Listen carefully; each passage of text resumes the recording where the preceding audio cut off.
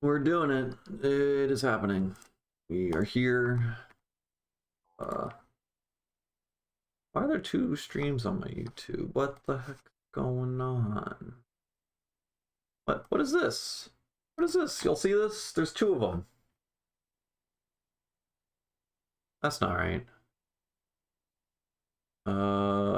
This is sending data. No, the YouTube should be streaming, no? What's your deal? There we go. There we go. Only one. And then we'll take this guy. My cat is crying outside my room. I'm not letting her in here to eat all my cables. Can't be letting that happen. This is what? It's still not working. Look at that. Look at that. Nothing. Nothing. Waiting. Scheduled. Why is it scheduled? What do you mean? Two waiting. I ain't never seen this in my life. See, there's two people waiting. I mean, one of them's me. Oh, well, what about this one? There we go. There we go. That's weird. It was all very weird. Or waiting. What the fuck is this? What is happening? Hold on, there's four people waiting to watch the stream that doesn't exist and one person watching the stream that exists? Is that how we're doing this? Is that really what's going on? I guess so. I don't know. I'm gonna ping this. I ain't never seen nothing like this in my entire life. Yeah, that's weird. Alright, well, I guess I'm gonna... I don't know, I can delete the stream that doesn't exist.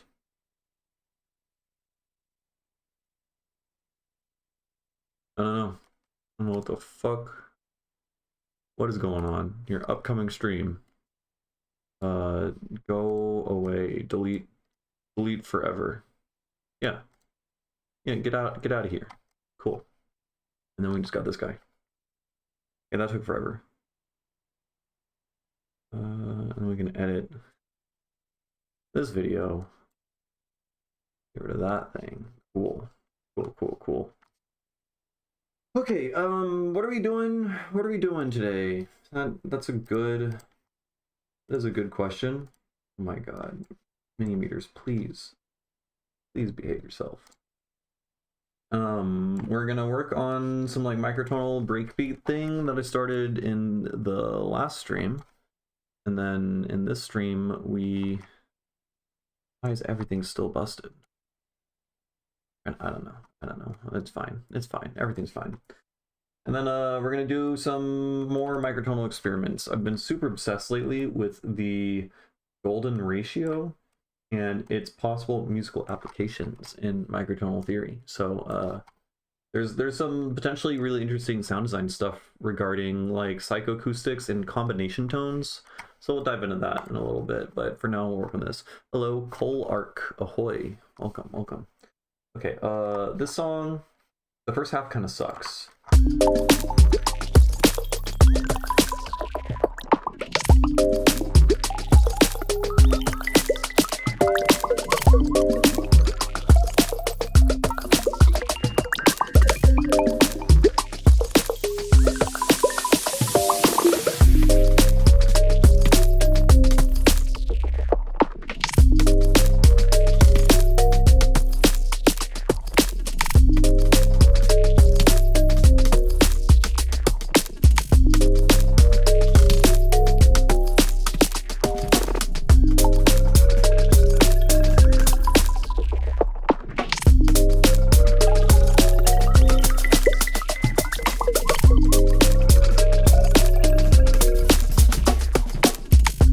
Drums are just terrible. I think we need a different snare. And then let's get a resonant.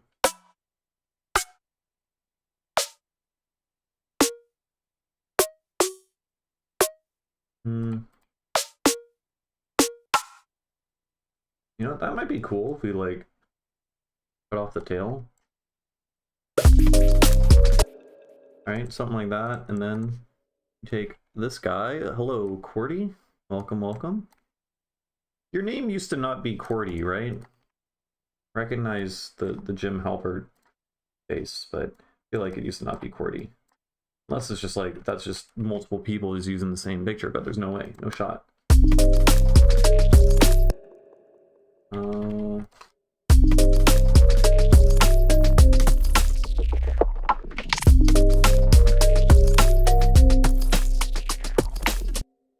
Okay, we take this guy. Go down.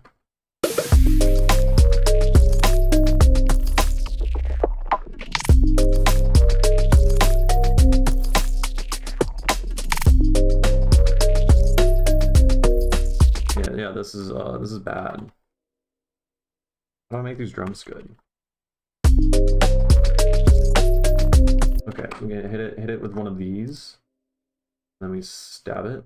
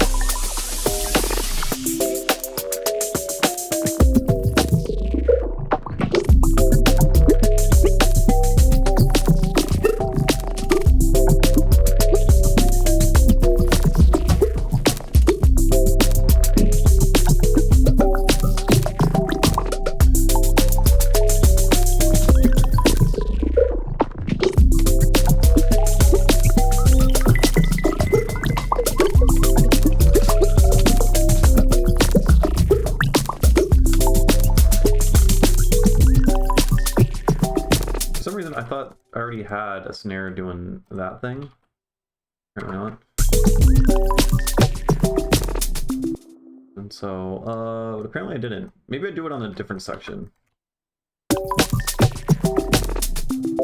Right, so like, I mean, we could just shove that there and there. Oh, no, you go there. You're gonna go there. You're gonna go there. And then, we'll do another one in a weird spot.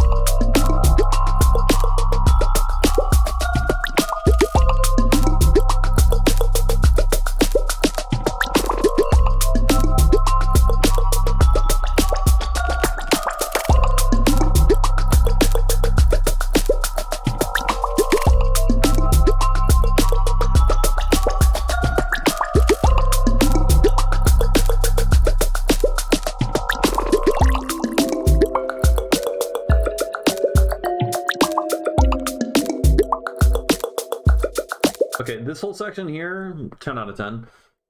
Section here, 8 out of 10. This section here, 5. Yeah, that is not gonna work, man. What the fuck are you?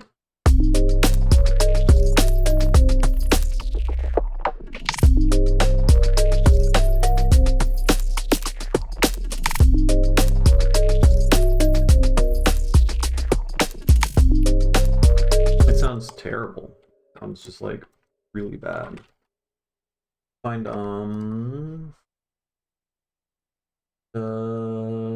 I need to stop relying on just this drum sample pack every time. But I like it. I mean, they're not pristine samples by any means, but they work.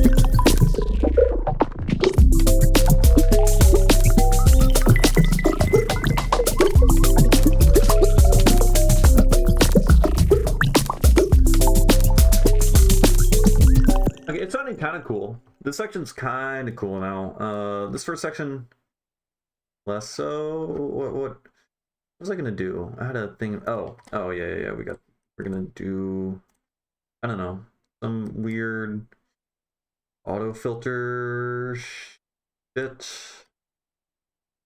Let's just get a spell book. Oh man, I fucked up my back and neck quite a bit. Doing next. Ooh, new Popbot. New Popbot just released. That's exciting. Pretty good. Pretty cool.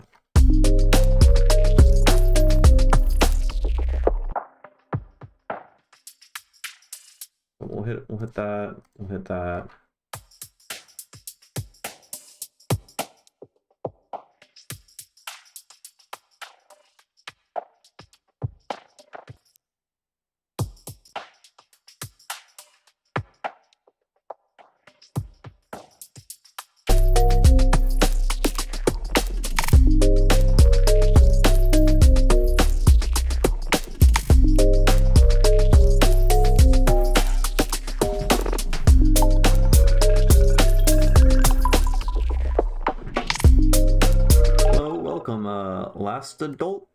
Last adult Gugum.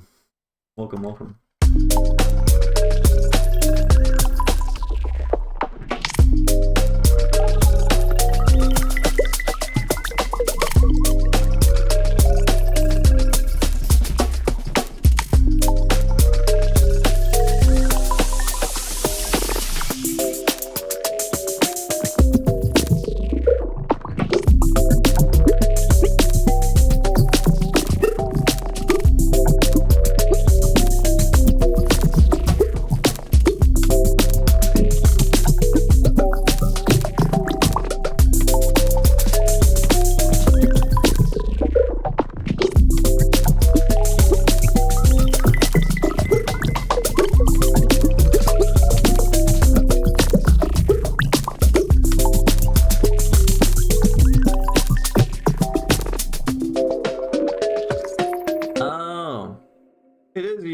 I could see in the picture. Welcome. Thanks for keeping that in parentheses though, so it's a secret between you and me. Gotcha.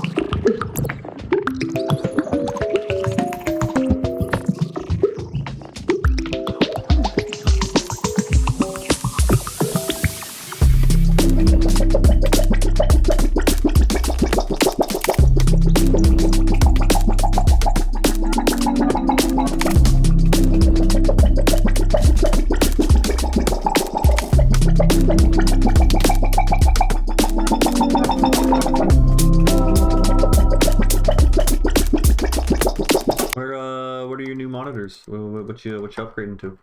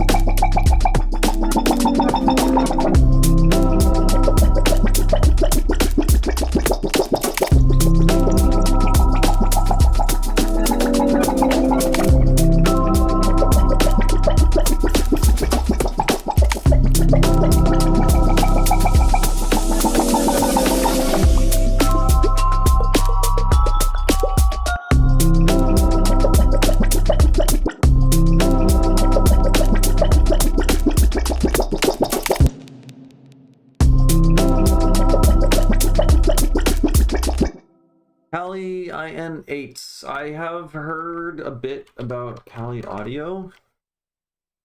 Quite a bit, I think. Was it Hoopla who was telling me about them? Maybe. But I hear good things. Could be good.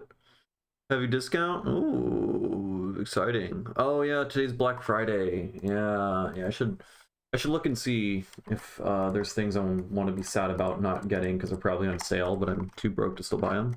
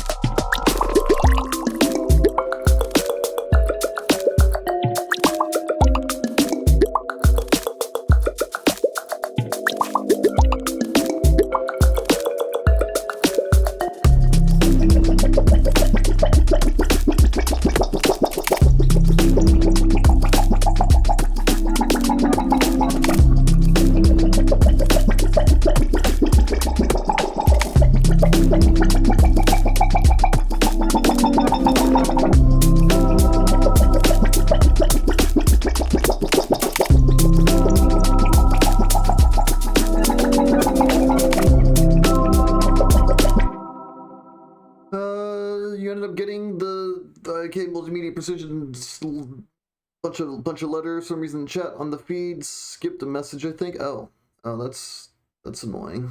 Let me double check. Maybe. Yeah, actually, no, my thing was bugging out. The Restream, whatever website I'm using, was bugging out when I started the stream, which is weird. Let me look at the. Oh yeah, it did skip a message. No one just meant decided though. Right, let me verify. Yeah, what the fuck? Okay, it's whack. It's super whack. Well, I'll just make sure I'm looking at the YouTube chat instead of this Restream chat thing. Anyways, here in Brazil, it's a very limited market. You got to go with what's available. Gotcha. Yeah, that makes sense. It does make sense. I don't know. There's not really anything I'm actively thinking about getting. I mean, there's things I want, but I just simply cannot afford them. When it comes down to like plugins and whatnot, like I don't think there's anything. I know there's a bunch of like bundles going on. There's like Waves and some other. People are just talking about some other plugin thing, but I have nothing I really need. But exciting times, yeah.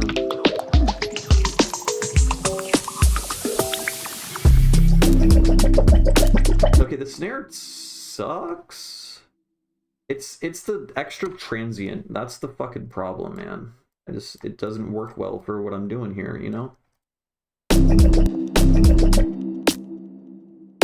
Yeah, it's the extra little fucking thing. And then that guy's probably not great. Yeah, so I'm just gonna go blop like that. Except apparently I broke something. Let's do here. Consolidate. And take that. You go there. You go there. You go there. And then I think we could just go like that. Probably the whole way through. Yeah, that's fine. Good enough.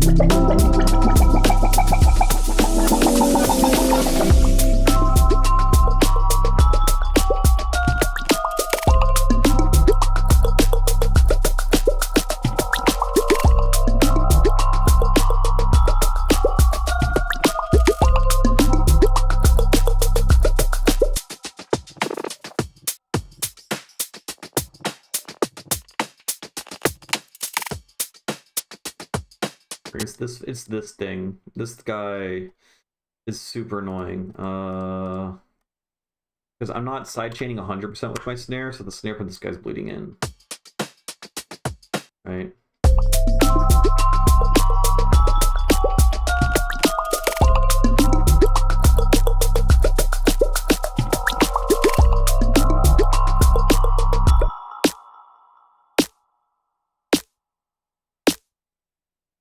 It feels like it sprays out like a clap sometimes.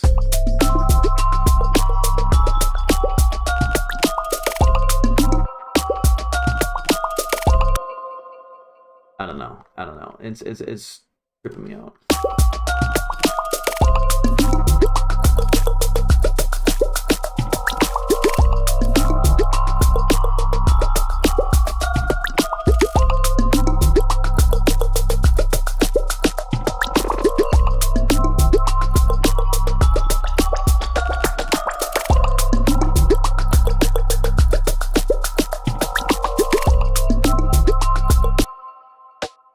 Yeah, no, this song is kind of interesting in that I was interested in I wanted to find an equal division of an octave that has 3 different fifths in it. So a lot of the stuff I've been doing has been in 23 Ito, and 23 Ito has 2 fifths that are equally bad. It has like a super flat fifth and a super sharp fifth.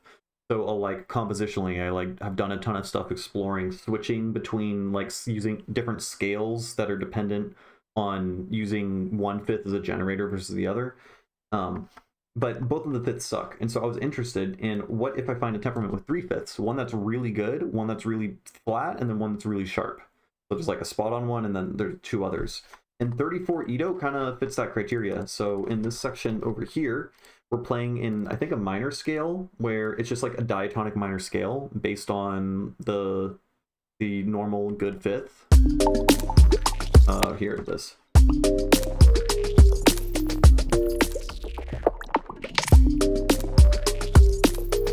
So the mixing is off right now. I like somehow fucked with all the levels. I don't know.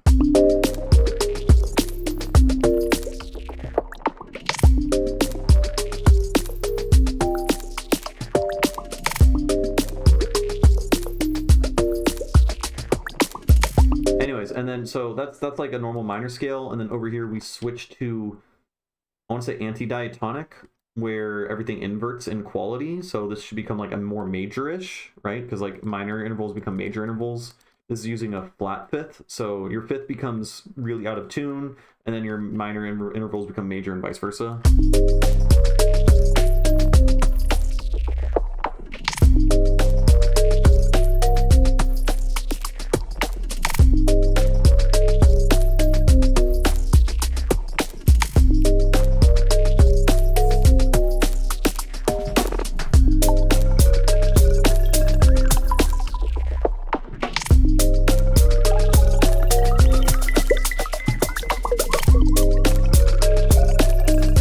Here, I think we switch to the sharp fifth scale, and so yeah, it's like kind of like a key change in a way, but we're not changing keys, we're changing like temperaments almost. We're tempering our fifth using different intervals.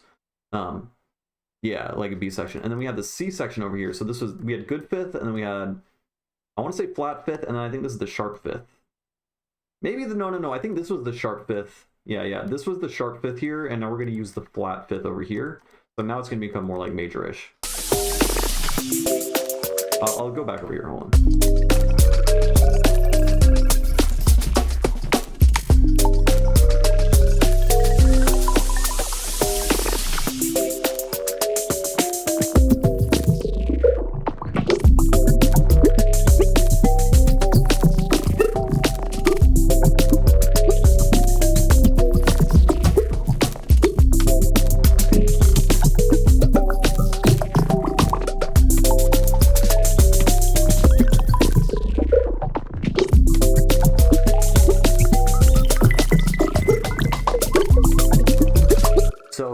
Yeah, it sounds like a key change, but it's not quite a key change. So I believe I'm still playing for the most part the same like steps, like seconds and thirds and fourths and whatnot, but the seconds and thirds and fourths are changing what they are, how they're becoming tempered, right? Yeah, it becomes more unknown but yet familiar. Yeah, that's the like Mavilla fifth, or the anti-diatonic major chord, which actually I can showcase it to you really well. There's a fantastic example. It's Flight of the Bumblebee. Mavilla, let's see if this appears. Yeah, so Mavilla is also a word for this type of scale, anti-diatonic. So when your fifth becomes really, really flat, major becomes minor, minor becomes major, and your diminished chord turns into an augmented chord, right? Just accept that for a second. So this is Flight of the Bumblebee, but in the anti-diatonic scale, such that all the qualities invert. So Flight of the Bumblebee, remember how that sounds? It's kind of like minorish. It's kind of sad sounding. Sounds like this now. And it's got like...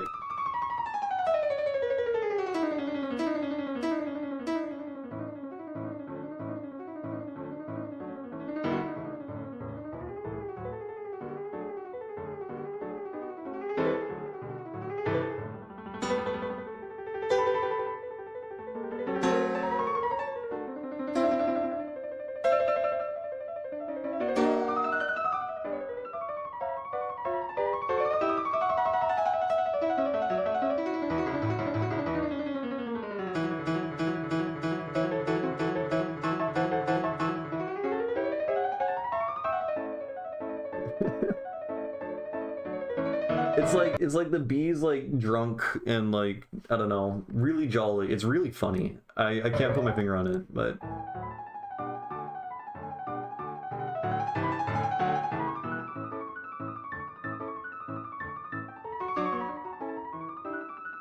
yeah.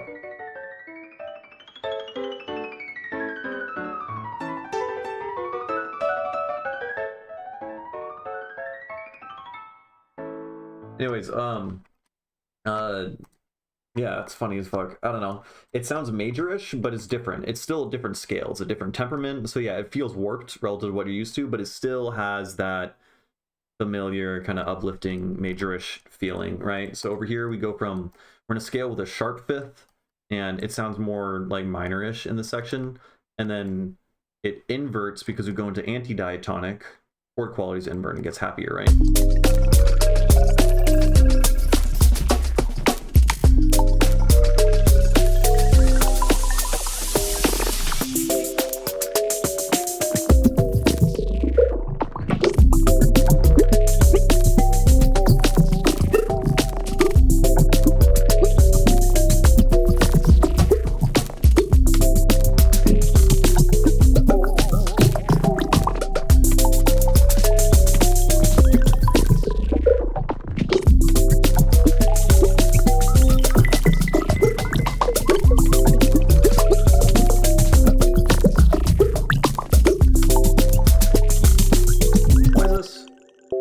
I hear that pan almost completely to the right.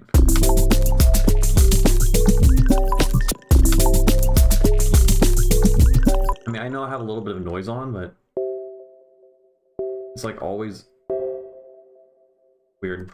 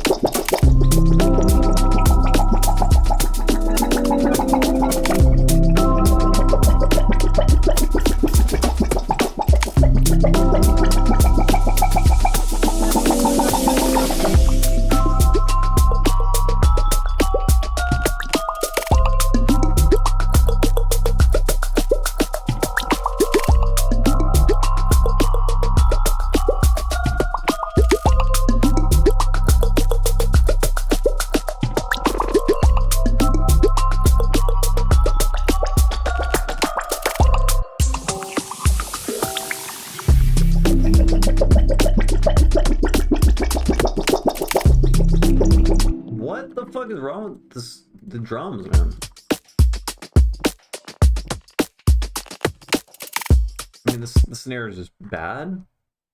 The snare might just be bad. Might just suck. It might just be the problem. What if we hit it with one of these?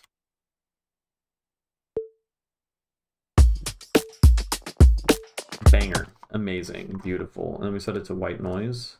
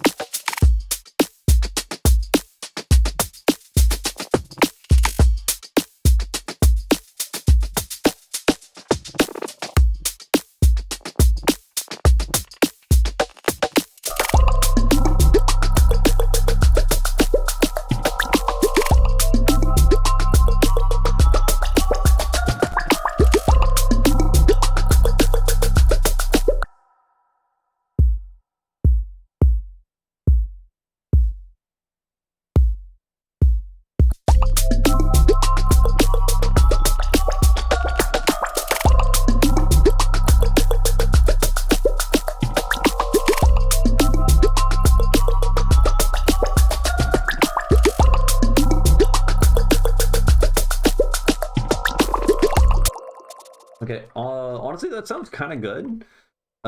Using Bloom, where is it? Bloom on like a pretty extreme severe setting to squash the fuck out of the drums with a high attack so that like transient shapes it, because it's like effectively working like a compressor, and then cutting all the low end because it was like, you know, clipping the shit out of the low end. Right, so like if we have this on 100%.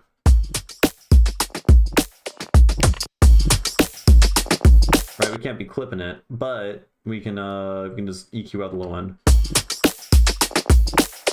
and then we can just like mix in a certain amount that we want. Now it's super squashed and punchy. I think that kind of works.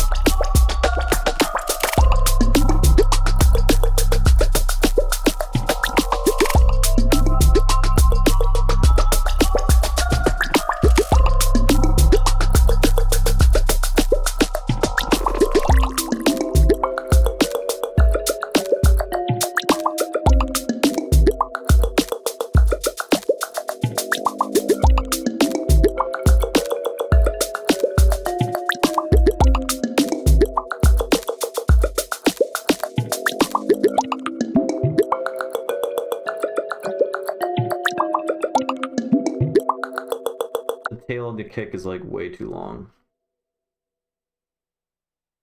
Or did I accidentally just put a gate on? God damn it. I'm gonna hit Command Z a couple times. And then put this here. Will this work? Yeah, we have a look ahead. Yeah, look ahead of 1.5. Versus. Yeah. Decent.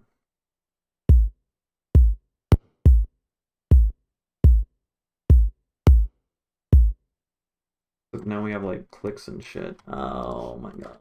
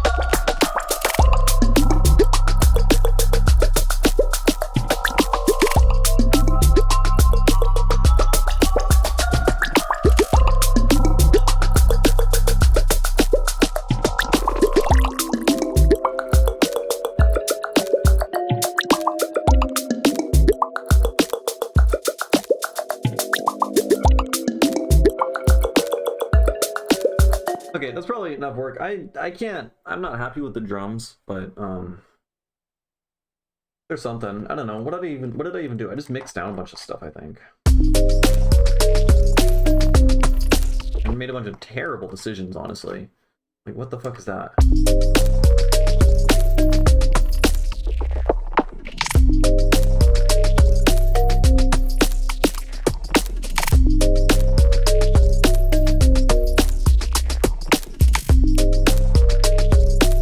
Weird. I don't know. I don't think the drums sound good, but it is what it is. We'll work on it more another day. Let's open a new thing. Okay, so stuff I want to explore. I want to explore combination tones. Sort of. Okay, so it took me a while to even hear an example of combination tones like actually occurring, which is essentially you play two notes and then your brain literally creates another note. Like you play two sine waves together and your brain creates a whole ass other sine wave. I think the result of that, I'm not 100% sure. Well, so you play two notes, as you all should know, whenever you're playing two notes together, you're creating the harmonic series of another note, right? And if you run those two notes that are playing together through some sort of nonlinear system, for instance, through a speaker, through distortion, you'll end up creating those other notes, right? Ableton crashed. Sick. So if you play, two notes that are a perfect fifth apart, right? It has a 3:2 ratio. It will create. They're playing the harmonics of a hidden fundamental that is playing, an octave below the lowest note in that perfect fifth ratio, right? You all get that? So if you run that perfect fifth through distortion, it will wave shape the entire wave, and the nonlinear distortion will create that first harmonic as well as other harmonics in the frequency spectrum. That's how inharmonic distortion works. Now, when you play two notes together, though, you can have it such that your speaker is producing only two sine waves, but you hear a third note that is like lower. And those are like difference or combination tones. And I believe, my understanding, what's happening is your auditory nervous system is also just a transducer, just like a microphone, just like a speaker, right? Like if you were to push two sine waves through a speaker really, really hard to the point where the speaker isn't able to fully recreate it, and there ends up being non-linearities in the speaker, is going to end up creating another harmonic in it. Your eardrum in your auditory nervous system that is connected from your eardrum to the ossicles to the cochlea and all of that is a nonlinear system that will create other harmonics, right? So literally your brain is creating other tones, or not brain per se, but your like auditory nervous system. And I wasn't able to find an example where I could hear it for the longest fucking time. But here, someone in the Zen Discord linked this, and I can hear it. So I'm gonna skip around to like a couple seconds before it occurs. It's just two sine waves. It's much quieter than the two sine waves. So keep in mind that there's this guy here, and try to really listen for a third voice.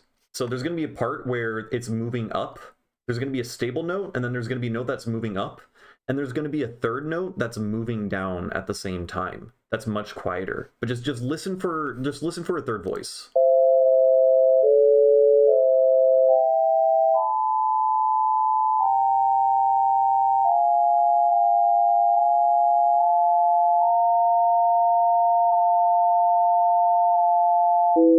So I can 100% hear it right there. It's as it's stepping up, it's going down. It's like playing a counter melody or doing a counterpoint thing. It's much quieter, but it's just another sine wave. And it's not being put out by my speakers. It's being put out by my brain.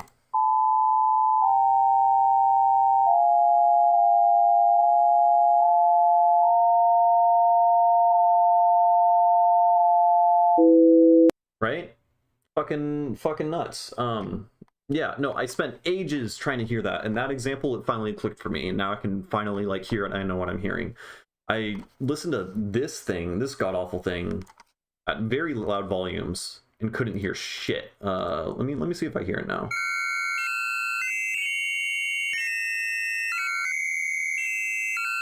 Also, this example sucks because there literally is low frequency content in the thing. Anyways, I blasted that because people were like, yeah, you got to play it really, really loudly, and it didn't do shit for me.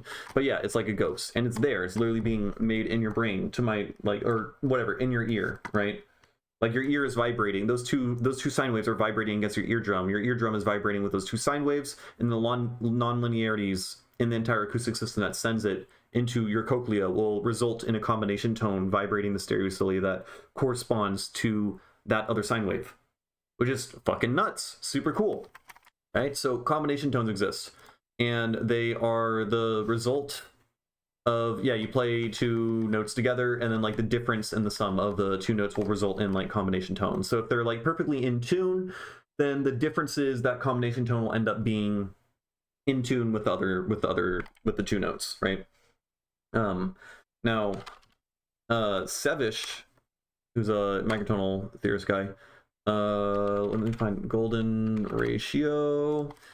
So he's done a lot of research on the golden ratio as a musical interval, which the golden ratio is known as basically acoustic phi. You can interpret it in multiple ways. So if you just like take the golden ratio as it goes to the logarithmic frequency spectrum, 0 to 1200 cents, you can like divide that in such a way where the ratio of like that interval is the same as the ratio of that interval to that interval, whatever. Golden ratio shit. Spirals, how cute.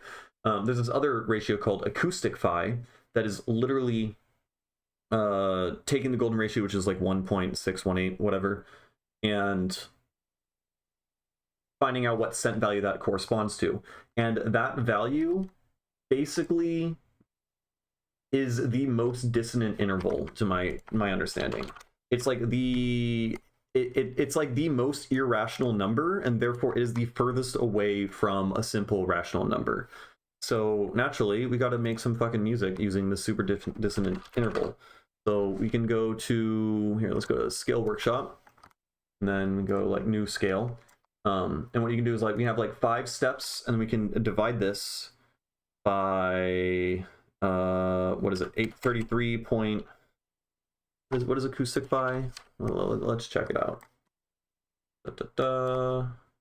Gib. Where's the search bar? Acoustic phi. Now, the reason why this is particularly interesting, 833.09. 09 cents. That's where, so now we have a scale.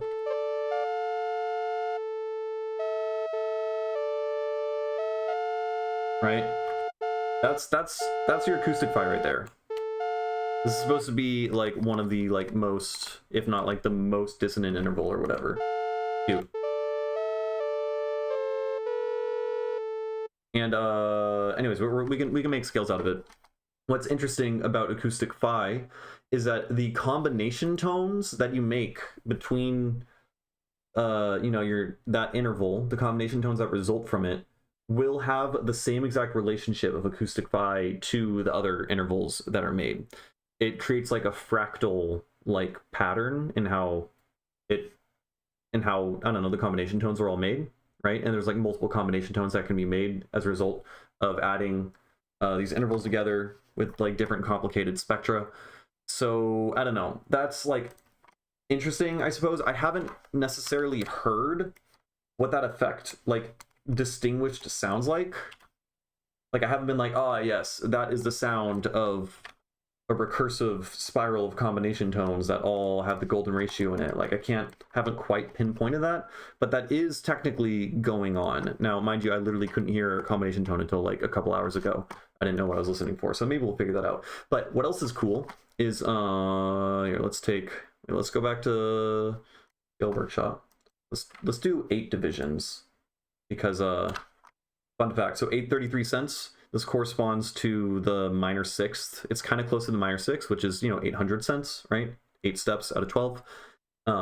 So if we set this to be 8 steps, you're basically taking 12 EDO and then stretching it such that the 8th step matches exactly to this interval, if that makes sense. So basically, yeah, our octave is now 1250 cents, basically. We basically took 12 EDO and then we detuned the fuck out of the octave until it is like mathematically the worst quote-unquote tuning imaginable. So then we can take that tuning file, and then we can chuck that tuning file into Ableton, and then right, so we're equal divisions of this thing. So this is acoustic phi away, right?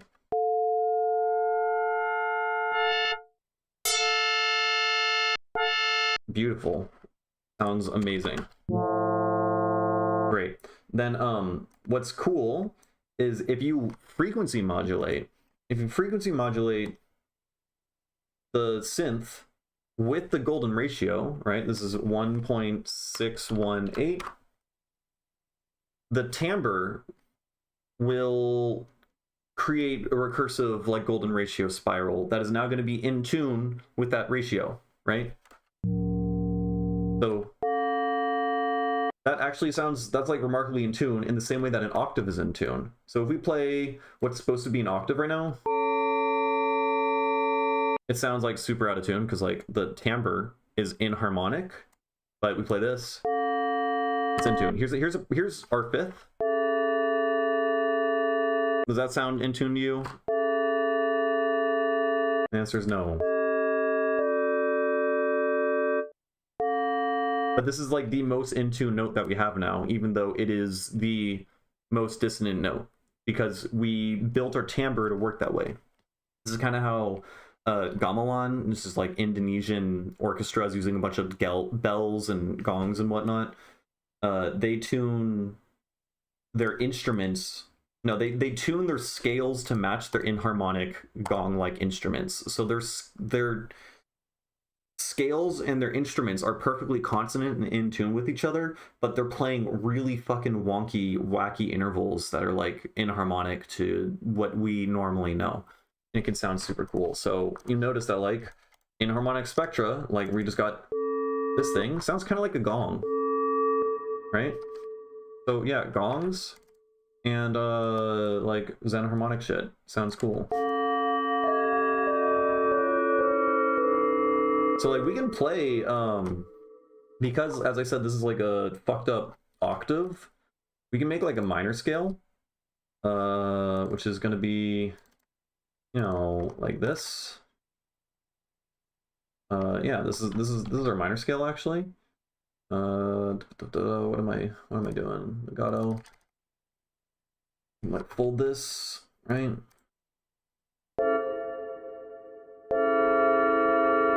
Sounds awful.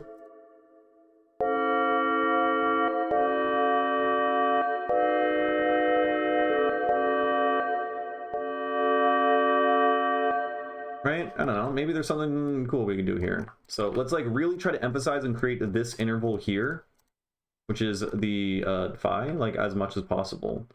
So like obviously right now, I'm literally playing. That's a minor 6. This is your octave. This is what, a 4 minor. This is a minor first inversion, minor second inversion chord or whatever. So minor second inversion chord is going to have like a minor 6th, I guess.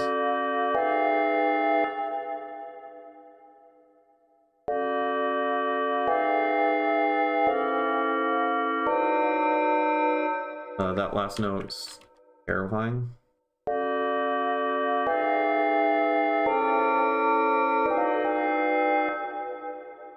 And then, I don't know, you can take this thing, let's slow it down a little bit more. Let's duplicate this so we have like more hammers and stuff. Get a wave table. Let's make this guy noisy, so it's more like flute-like.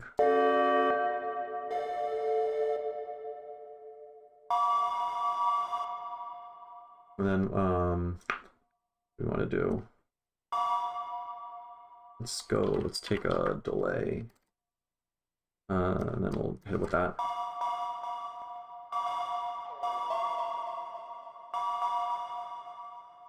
And then, I want the pitch.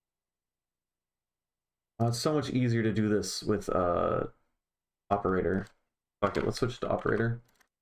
Let's do operator, and then you, I just want you to pitch up, and then can we just FM you with white noise? Is that how that's gonna work?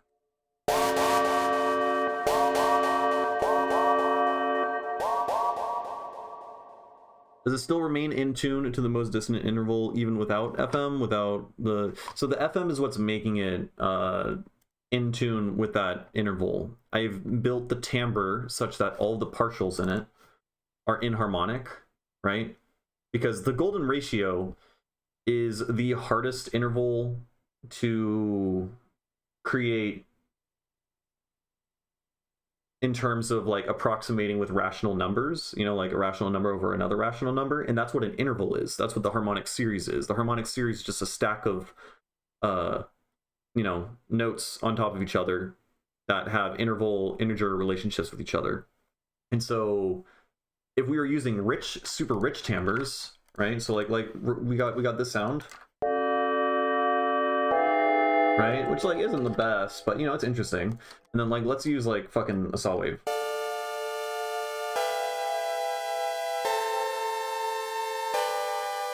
Some of them aren't terrible, but like, that sounds like that. It sounds smoother. There's less of that like gritty buzzing or whatever. You can still say it sounds dissonant and makes your ears bleed. That's fine, but there is a psychoacoustic thing going on with the notes blending together to make a smoother other note, you know? They sound smoother together. Doesn't necessarily mean like pleasant or anything. It's the timbre and the frequency spectrum, the intervals all like matching better together.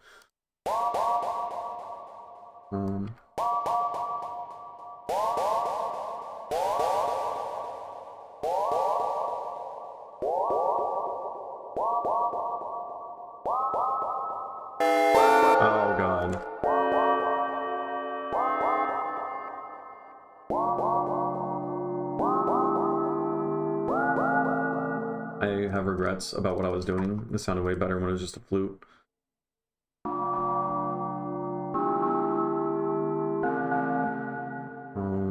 Let's go make you.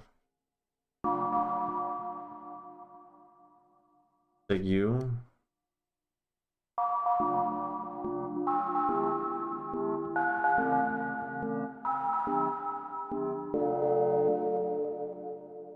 We can do that, and then let's just get some basic percussion. What do I want? Hand percussion. Don't I have? Yeah. Zone drums. Sample pack.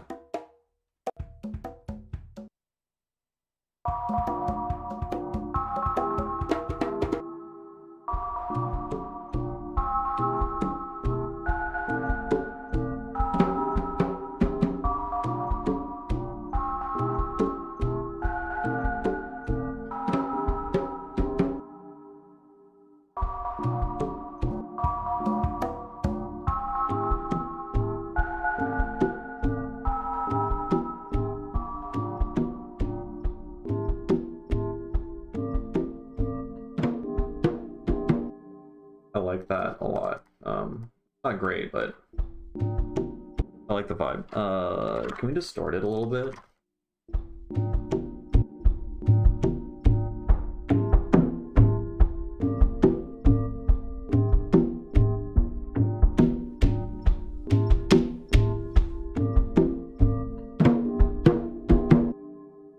Stop doing that.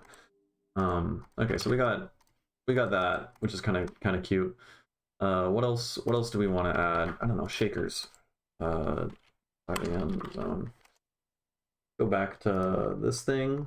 What else you got? How cute.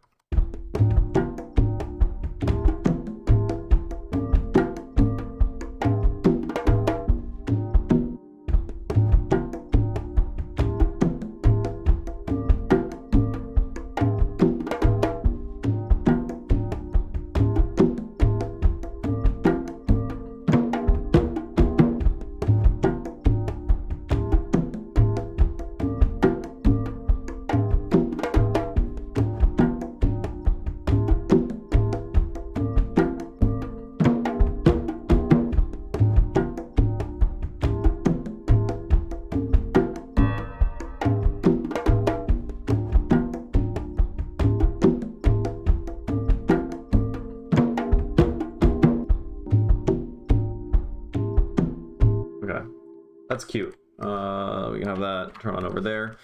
We need more shit to happen.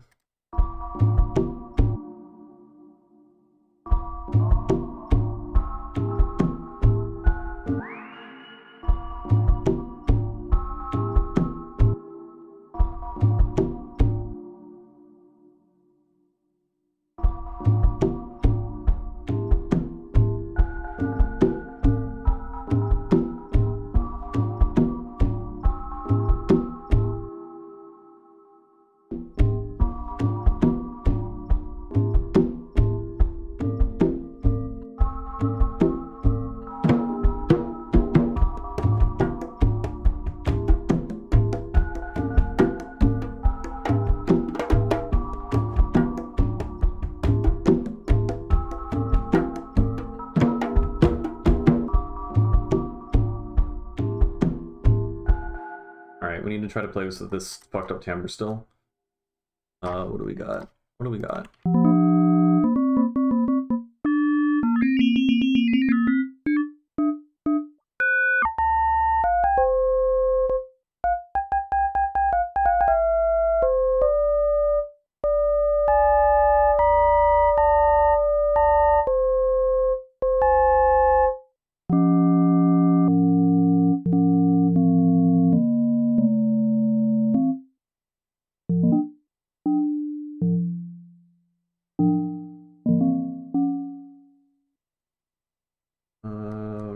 Peak.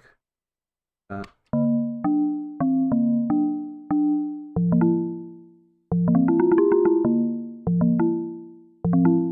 then let's do this.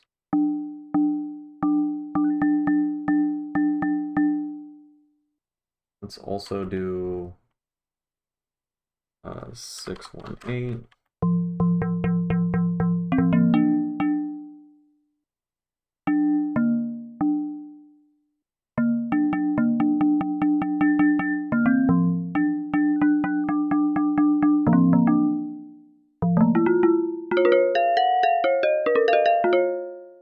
Something. And then let's dark xylophone dark.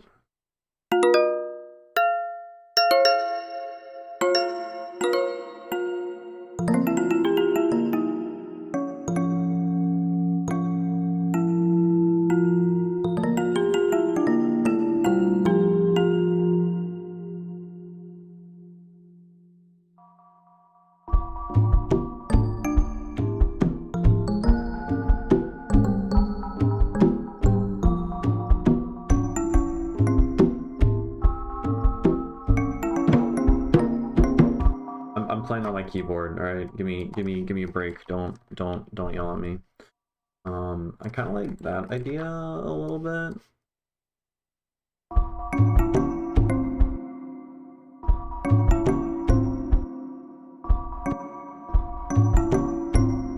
All right, take care, Lucas. Thanks for stopping by. Thanks for hanging out. Listen to me out. Appreciate it. And have a good night.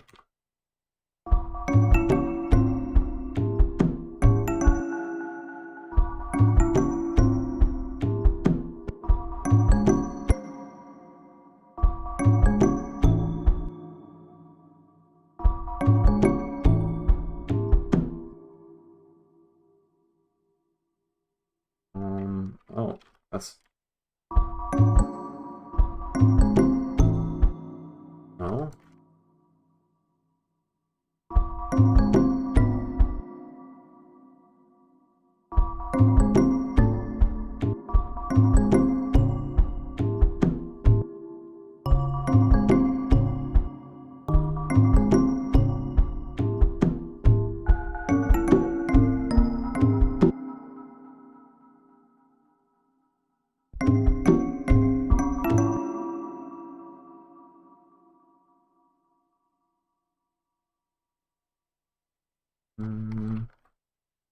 Go back to here.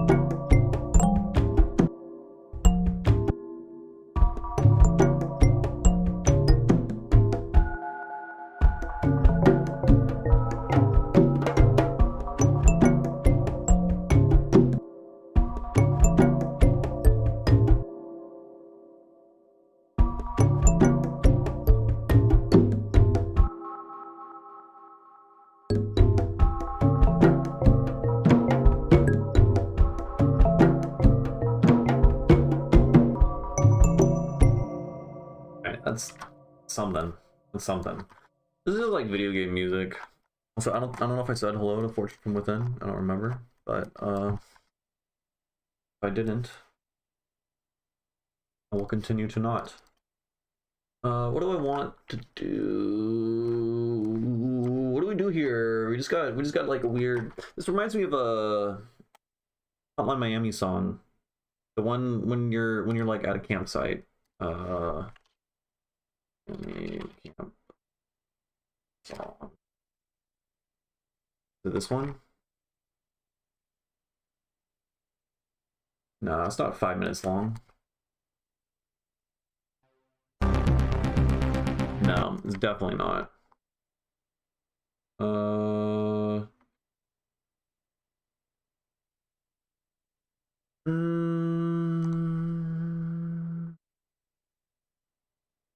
Is it this one? No shot. No shot. Oh, this song's so good.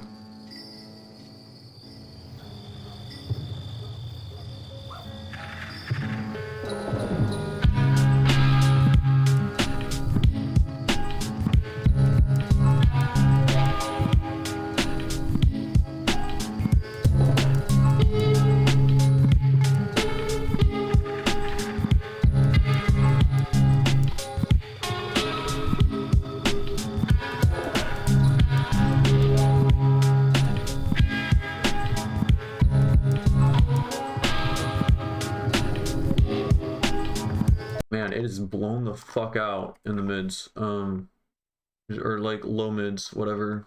I guess it's like a sub technically. I can't find the song and it's driving me fucking nuts. No.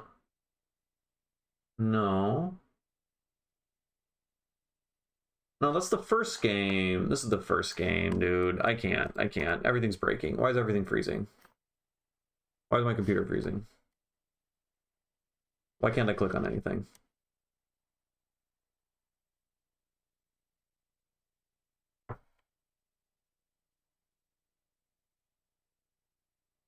Thank you. I'll just never find it. Probably.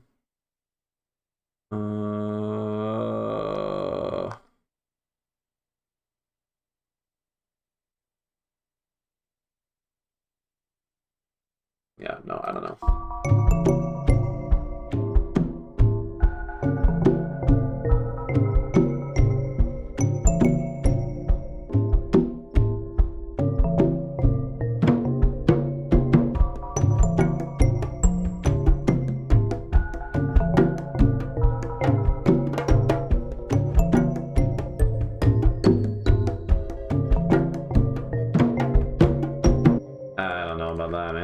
It's kind of we can just duplicate this.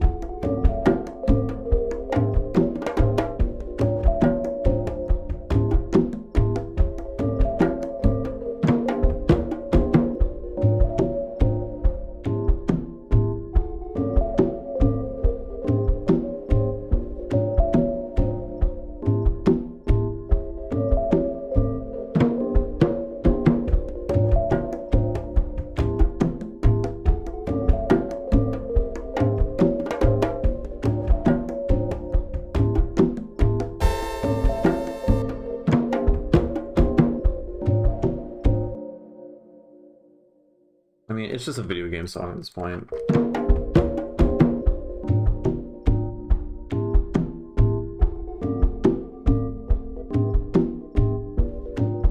How do we... do I want to load pigments in this? Do. And then, micro tuning, load tuning file. No, that's not the right one. We have to load the thing. 8 equal divisions of 833.09. We're just making scales. Take this tuning file, and then we use that, and then forgot to lock this because we're going to change the preset. Go to liked. Where's... Do I not have the guitar liked? What's going on?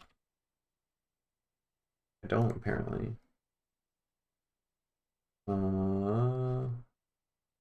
This one. And then now we go microtuning. So tuning file, this guy.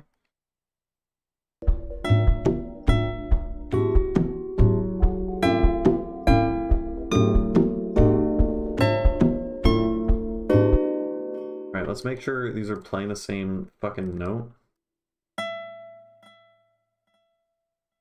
And then make this operator.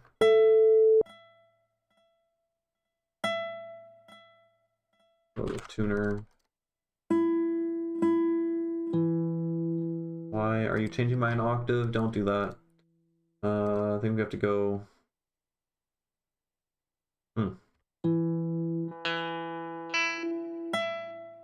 Open up edit. The C5, C4, C5. We move down. 12 semitone. C4, C4, C3. We move up. That way, these are all in the same octave. All these samples. And then this is supposed to be playing 833. It is not, so go.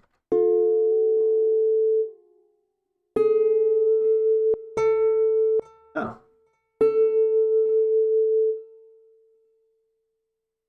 Why is it still... Alright, that's good enough. Okay, cool. Cool. You... Legato.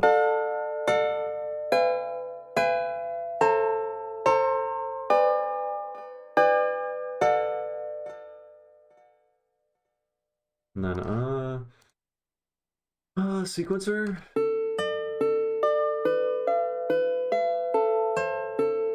Are we on arpeggiator?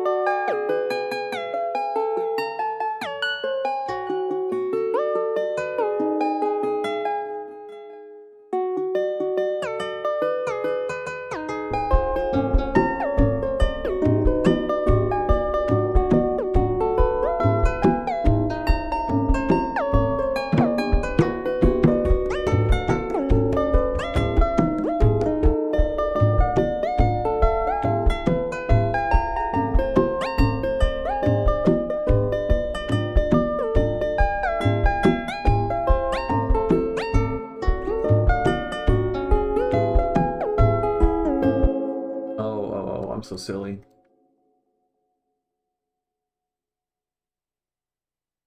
I think that's what we want to do. Am I correct? Yeah, because that's an octave.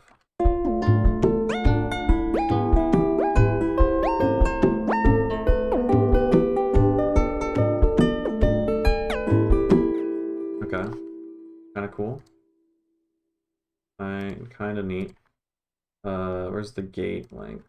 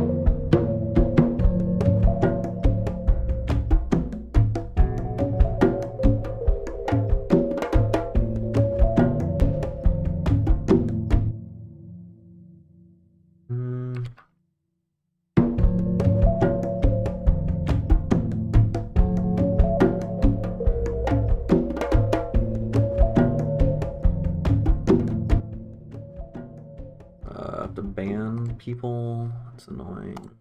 The ban here. People. For myself.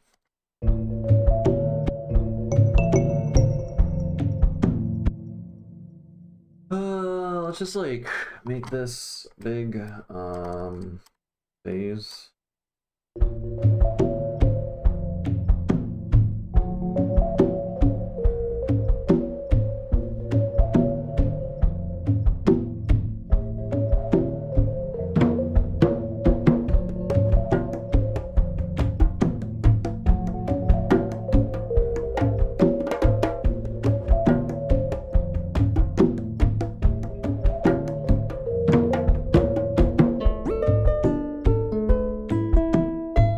Sounds really bad. What happened to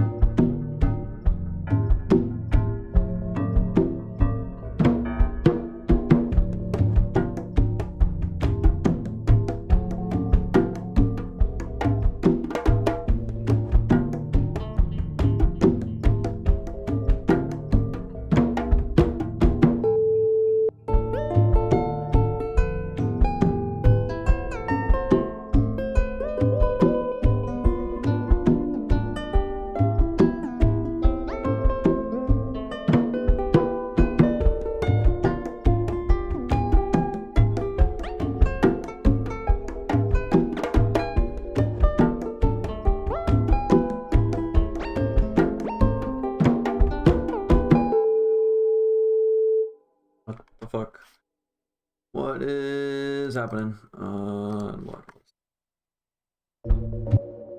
You go into you.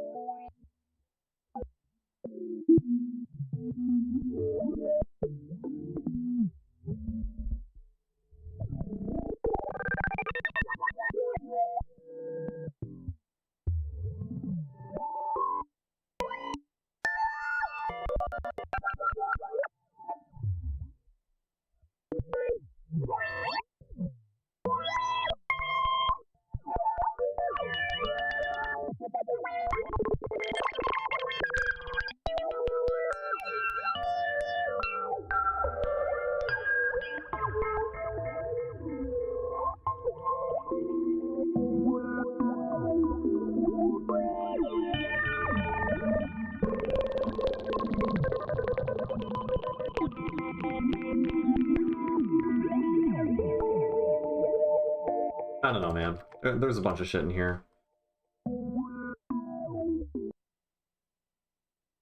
Like this. Just make sounds. We're just making sounds. No,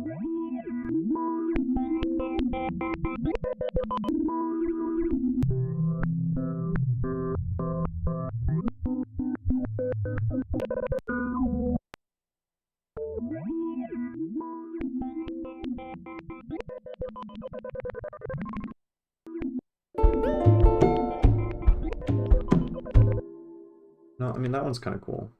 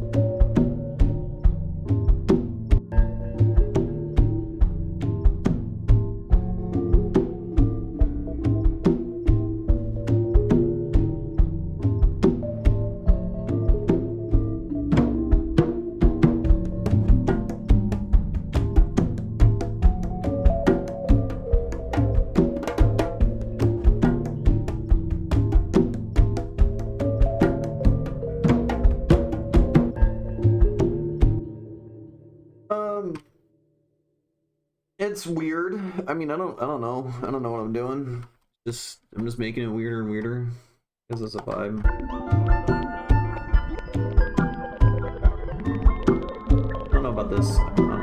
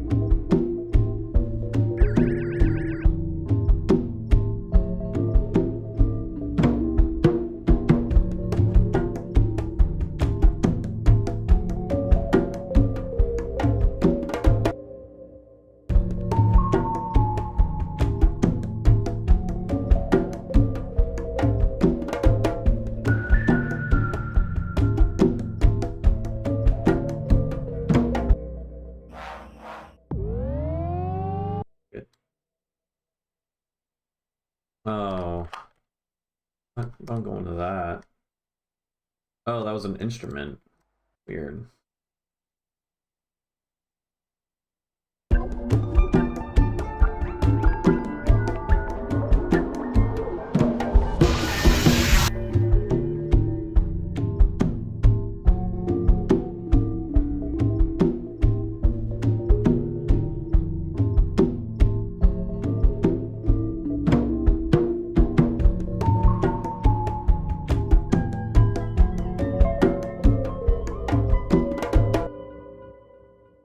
What do I want to do? What do I want to do?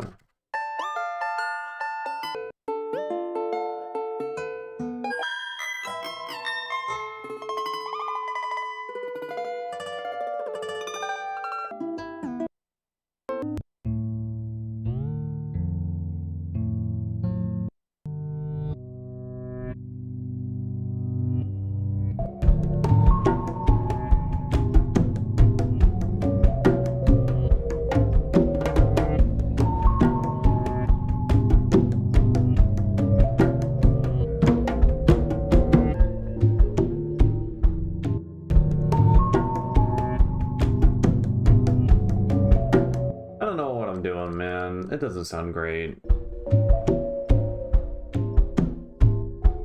I mean, it works. It's like a weird... It's video game music, which is good. That's fine. It's fine. It serves a purpose. It's meant to loop.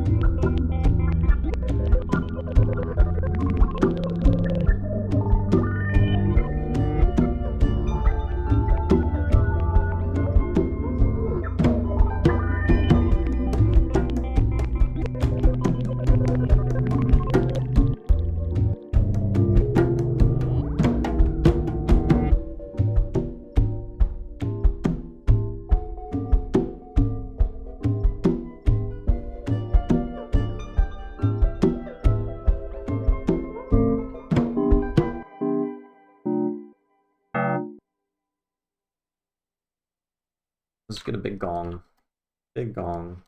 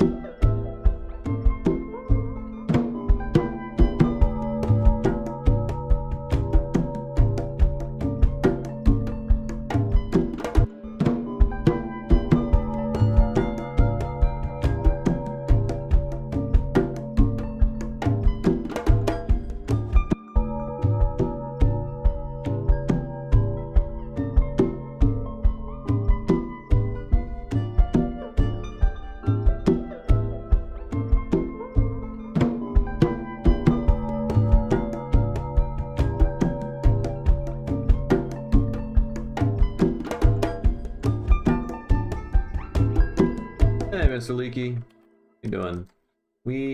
I know you're a big fan of the numerologies, and this is, I think, the most numerologies we've done yet. Everything's tuned to the golden ratio. like the biggest number. Huge. And it sounds weird. And we tuned our synthesizers using FM synthesis also to the golden ratio, such that the synths are now in tune with the golden ratio, which is like the most dissonant interval.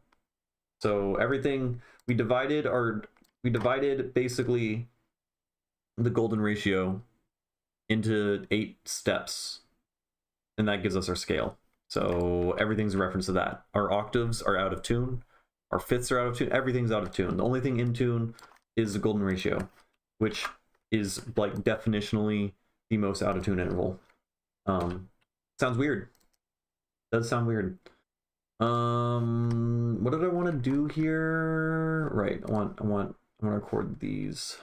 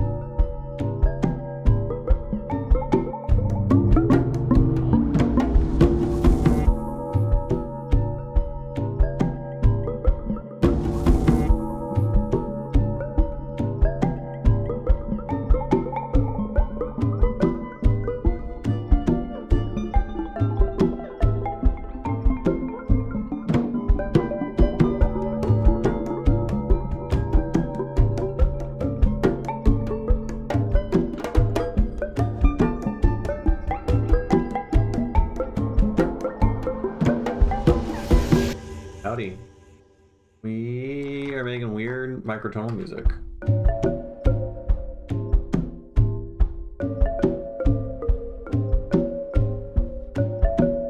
It's weird.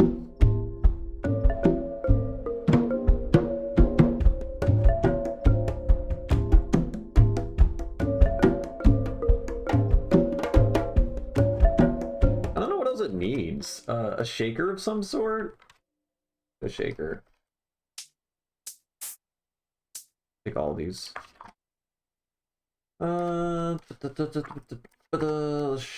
it all right here. Oh, geez. Do it like that. What? Am I crazy? I'm crazy.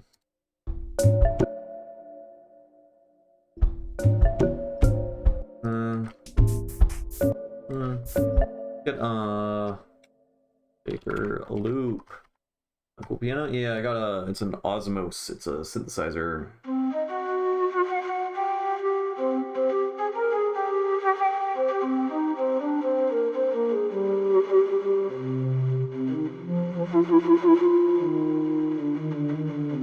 Yep, it's a hoot. It's good. I like it. I am a fan. Can we just like, how do we make this work? How do we make you work? And we have, oh, we can take that. Yeah, we can take that. And that. Cool. Cool. Oh, none of them are fucking in time. That's fine. That is almost it. I guess we gotta go like that. Cool. So that's okay for you.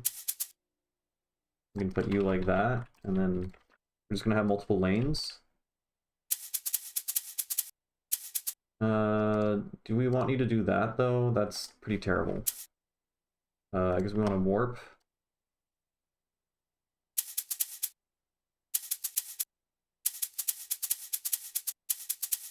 Yeah. Fuck it. We'll just do that, and then you. We're also gonna warp you. What are you doing? And then I guess you're also like that. Oh, Jesus. That's not good. And we'll take you, put you, no, you go there, and we consolidate this. 61 key, it's a 49. I bought it like a year ago, and then now they made a much better version for only like $200 more. And I'm sad.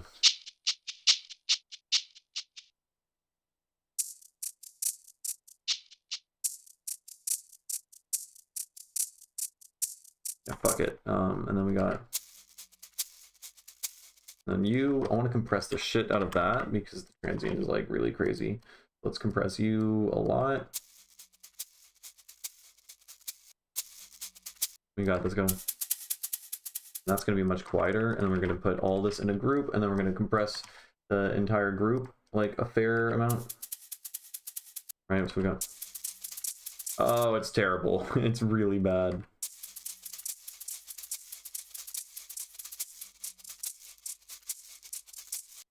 It's pretty bad. I don't know what I was thinking. And then put a dynamics generator on that. Just randomize it. Put a dynamics generator on that, and then just randomize it. And then, you know what, let's put it on that and randomize it. And now we got all these guys going all super crazy. Right? Do you not sound bad, maybe?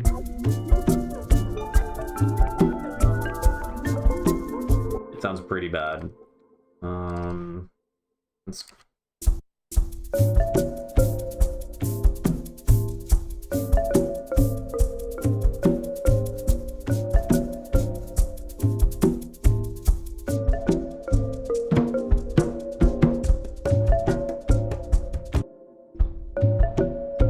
something like that. You like synths? Not really. I do everything in the box, but the Osmos is good because it does shit that no other synth can do as like a really, really powerful physical modeling engine, which I think is good. But otherwise, I don't know. I do everything in the box. It's cheaper and easier. And less generations if you take care of it. Yeah, but the problem is, what if they come out with a better version with an extra octave of keys like the year after you get it, which then makes it depreciate in value and is not as cool. And then you get FOMO, and then you want to buy another one, you know? I mean, I get it. I get it. Synths are cool. I will not say they're not cool, but I think they are not effective at making music compared to working in the box. But that's just, I don't know, that's just me. Hello, Turbo Drives Tunes. Welcome. We're making weird microtonal music. We tuned everything to be as out of tune as possible, essentially, to simplify things. We tuned everything to be 8 equal divisions of the worst interval, most unpleasant interval you can get. Yeah.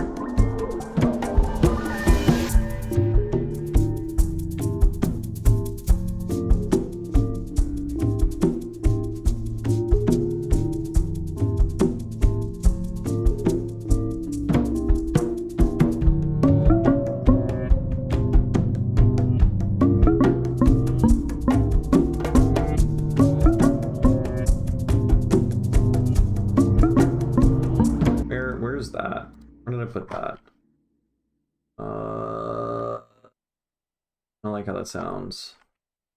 I haven't organized anything. It all looks like shit. There's too much shit going on. Oh, this guy. You.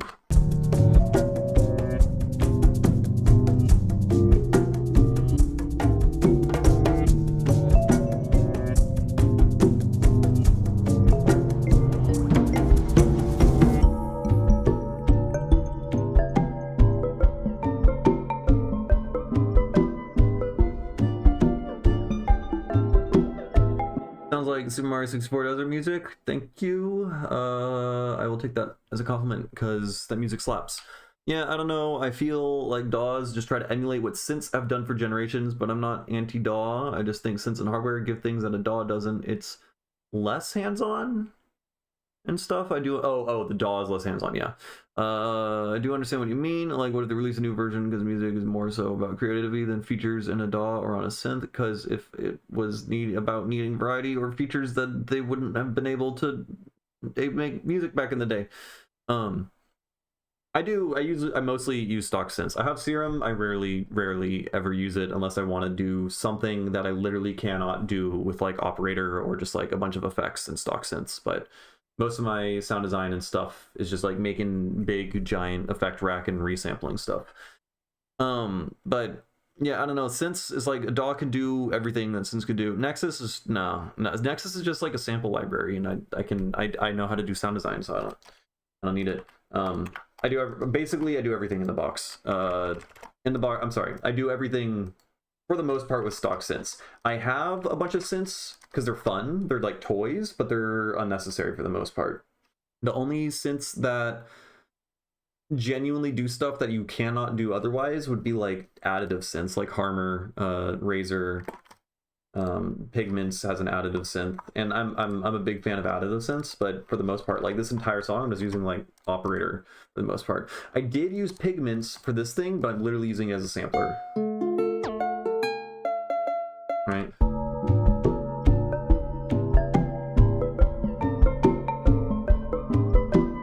I don't have Contact, but I have a UVI World Suite, which actually would go pretty hard probably in this song. We could use some gongs and then microtune them because UVI World Suite is microtonal compatible. So we can just go like types, metal gongs, gamelan, Inon, I think these ones are good.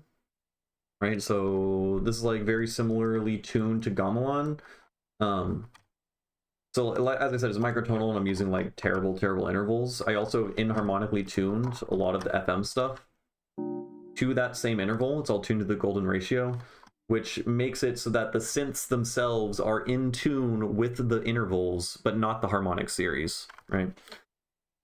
You bought a Gaia 2 hardware synth, you love it, it's from Roland. Yeah, no, I mean, synths are cool, for sure. I just, my only, the disrespect I show to them is in terms of like, if you want musical output, and you only care about the ability to make sound, then like, you would be better off spending less money and accomplishing more faster in the box.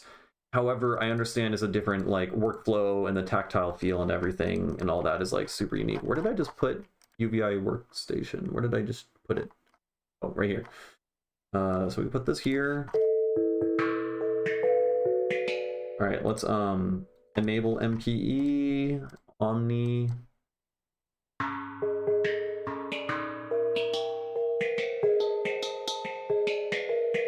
I don't like how this one, the timbre is dramatically, they're like hitting it in different ways, depending on the note. It's annoying. They're doing it again. They're doing it again.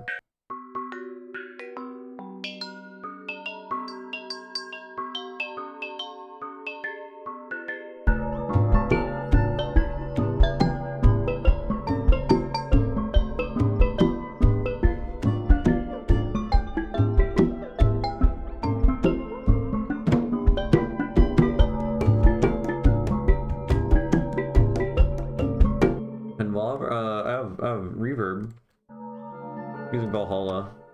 So like the only things that I don't use that are stock mostly is like the reverb is good. And some mixing plugins. Like I like to use Bloom a lot. Soothe is pretty necessary. Use Ozonate as a limiter. Those are like the necessary things.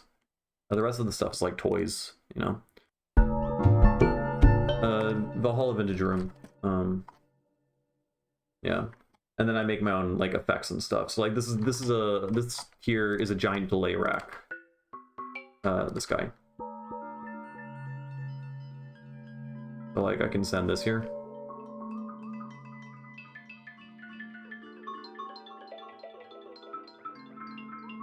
It filters everything in weird ways and then swaps them. So like I do a lot of stuff like that.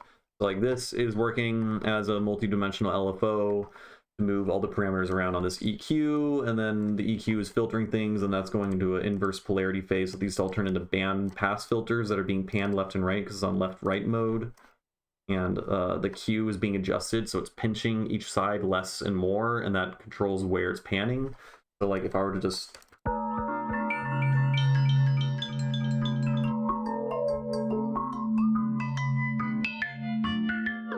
which makes it wide as fuck, and then you just like delay it, right? The delay is the swap delay. I like to do a lot of stuff like that. The resampling stuff. I'll make like this here. You can just take any sound and just shove it in it. So I just took these, right? I just took those and shoved into a sampler, and then the sampler then is being arpeggiated, random samples out, and they're all being glitched and mangled and filtered.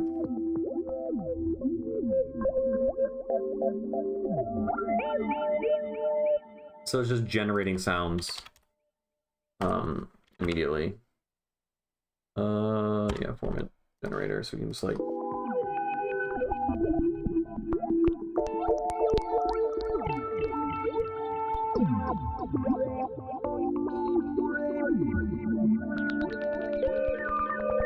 Okay, so like I like this.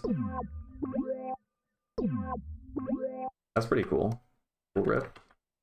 Like maybe we can just like shove it there. I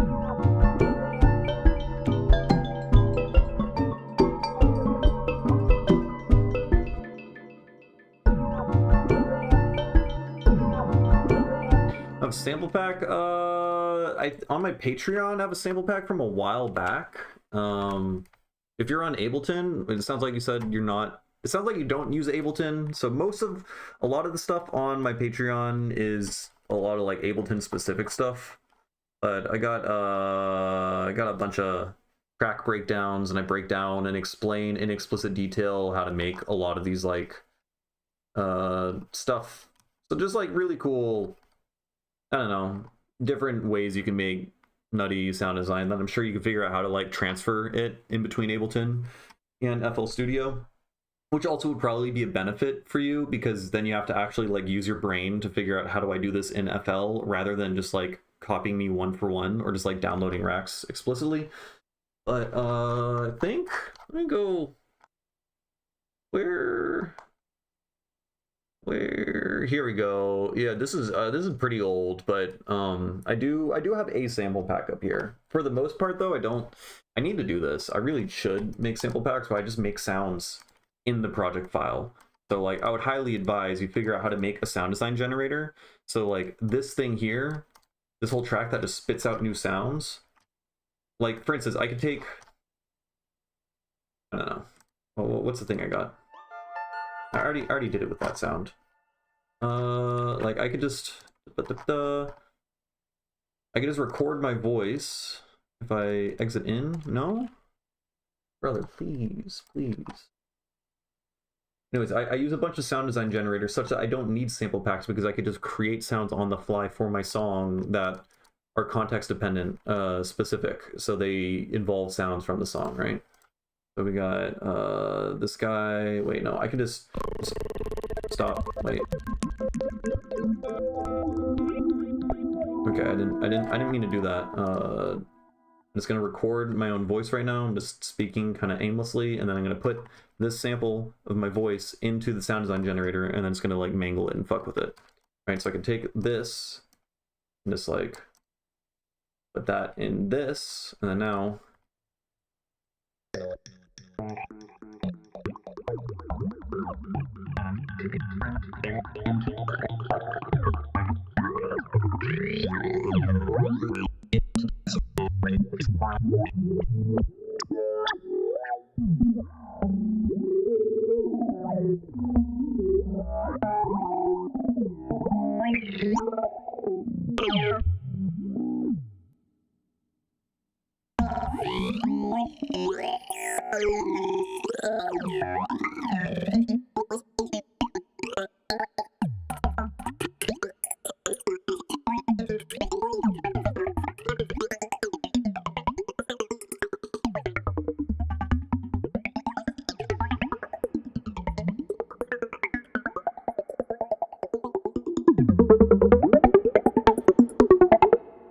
Anyways, yeah, fun stuff. Dubs of Cool, Knife Party era. Yep, I remember that. Even ate crazy turkeys. I didn't eat crazy turkeys. It was Turkey Day, but I don't eat turkey. I do not. I did eat fish though. I am a hypocrite, and to some degree. These are midsections for dubstep tracks. Yeah, it's good for that. I did, when I started off, I wanted to make bro step. I wanted to make trap music and bro step, and then I gained taste. Decided to stop wanting to do that. Even if Ableton, I think some of the stuff you can do with stock plugins. Yeah, you should be able to. You should be able to do mostly everything in any DAW. You just have to figure out the right way to do it.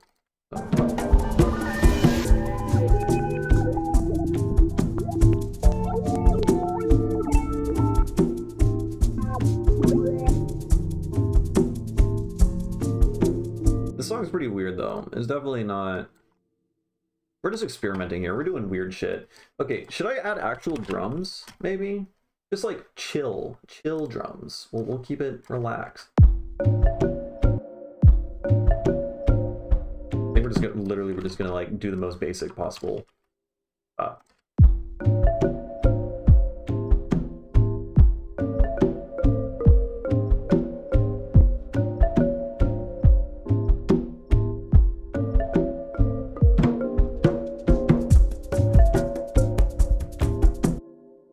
Cool. Okay, the song actually got good once I added drums. Who would have fucking thought? Insane.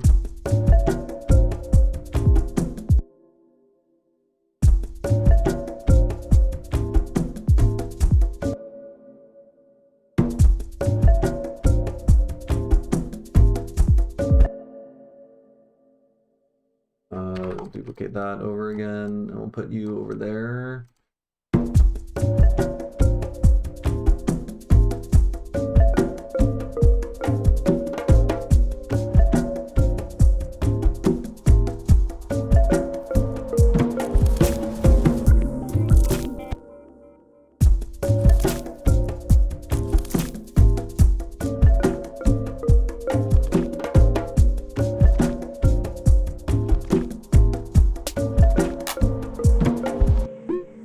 That's not a clap.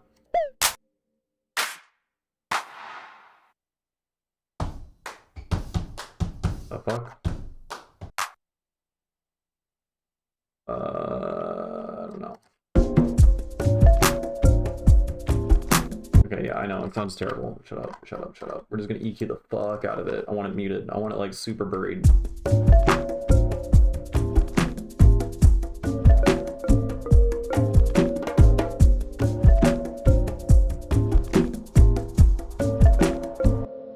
Let's take a shifter.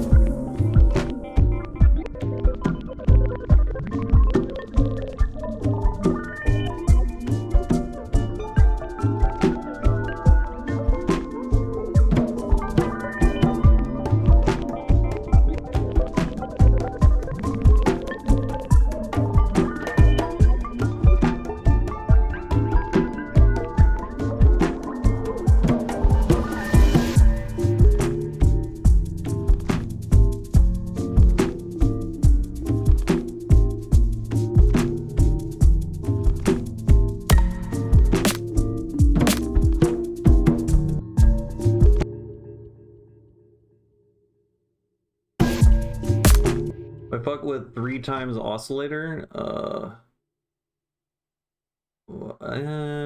is some FL Studio gobbledygook? Yeah, I don't know what the fuck. But like, do I use synthesizers with 3 oscillators? Yes.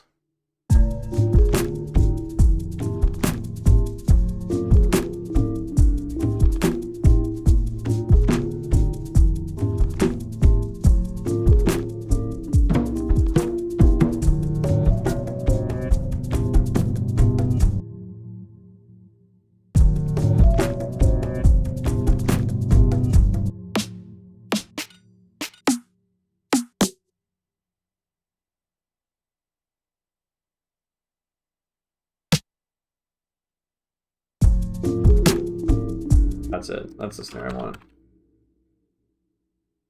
We'll do that.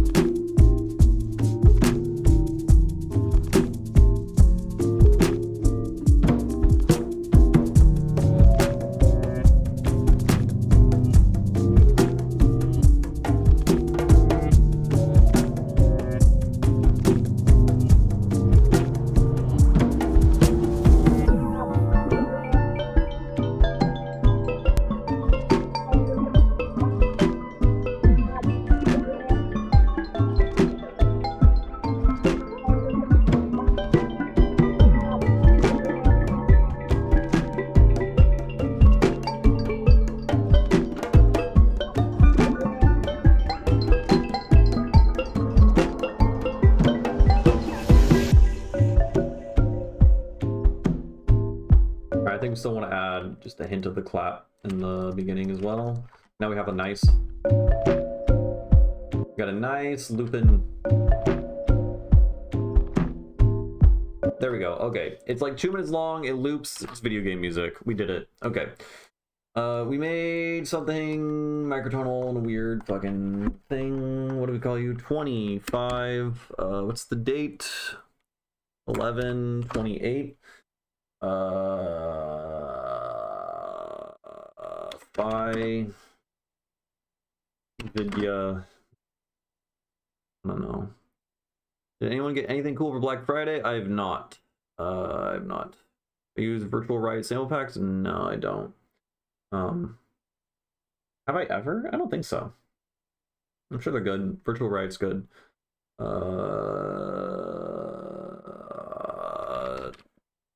Tribal. Whatever. That's a terrible name. Let's open up a different thing. What do we want to switch to?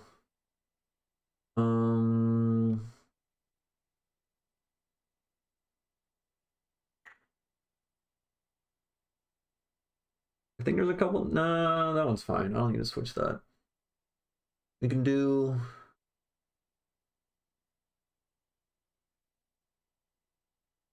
Yeah, let's work on this one. Let's just work on the mix on this one just for a little bit. Up the tryptophan. That's a good. That is a good name. You name your projects. Yeah, you got a top tier secret. Date your shit. Put the date, year, then month, then day, because you're gonna get a lot of projects and you're not gonna know how to fuck to find them. I'll be back in a minute. I'm gonna get some water.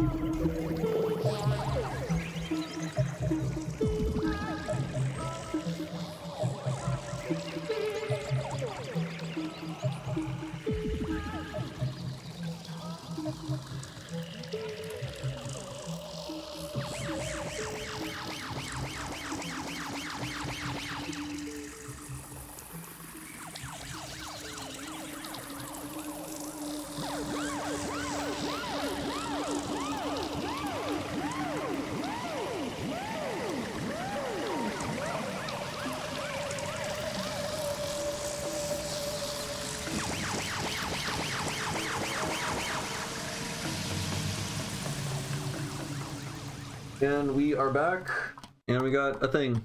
We got a new song. How exciting. Super cool. Yeah, I'm gonna listen on my monitors, because I think this one's almost done. We just gotta do some mixing.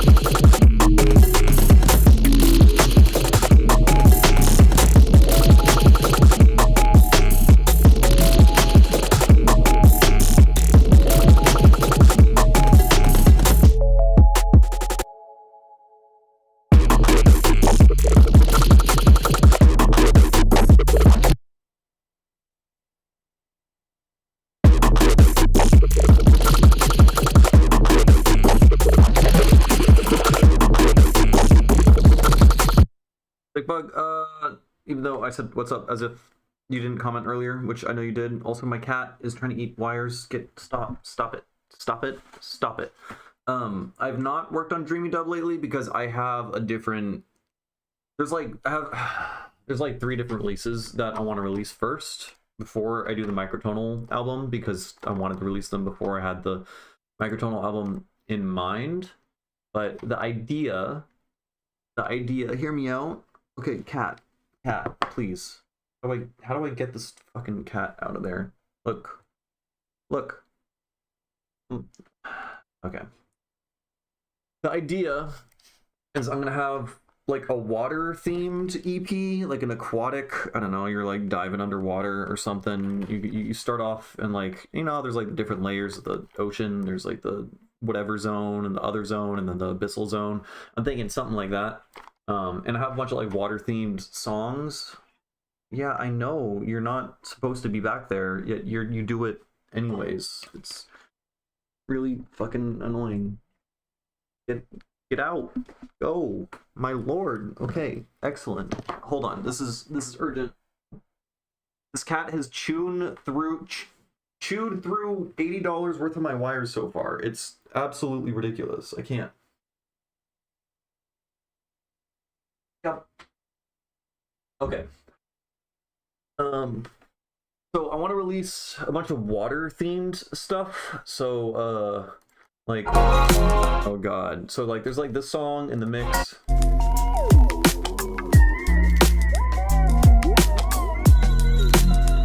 really want to release that. There's also like a drum and bass thing that's very water themed. This one.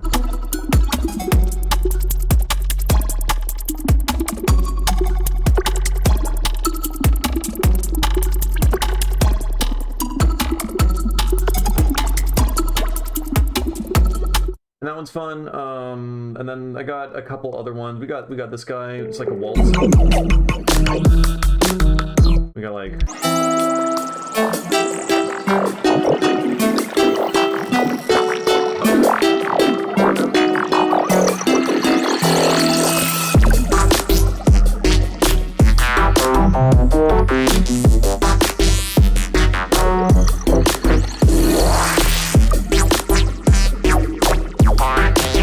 So like that's all fun and nice and dandy. And there's a couple other songs that I've worked on like a bajillion times. Like there's where's the fucking this guy you probably heard a million times.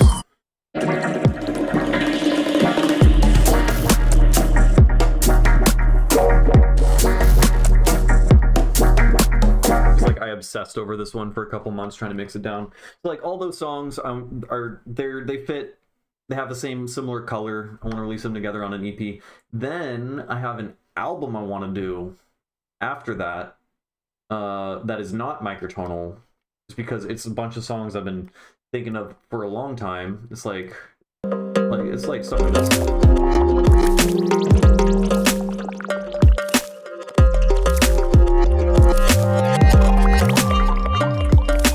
So a bunch of like down tempo kind of glitch hop, uplifting, happy-ish vibes, you know.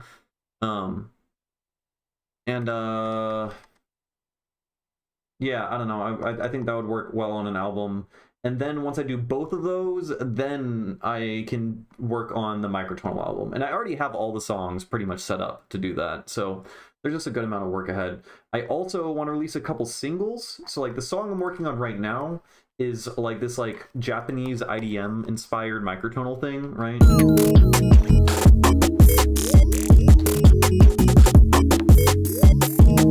So this is like super oh my god, I have so many tabs open. This is fucking absurd.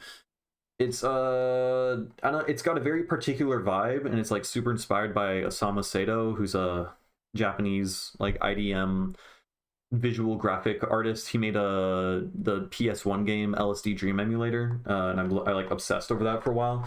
And that song I'm working on right now, and this guy here, I think.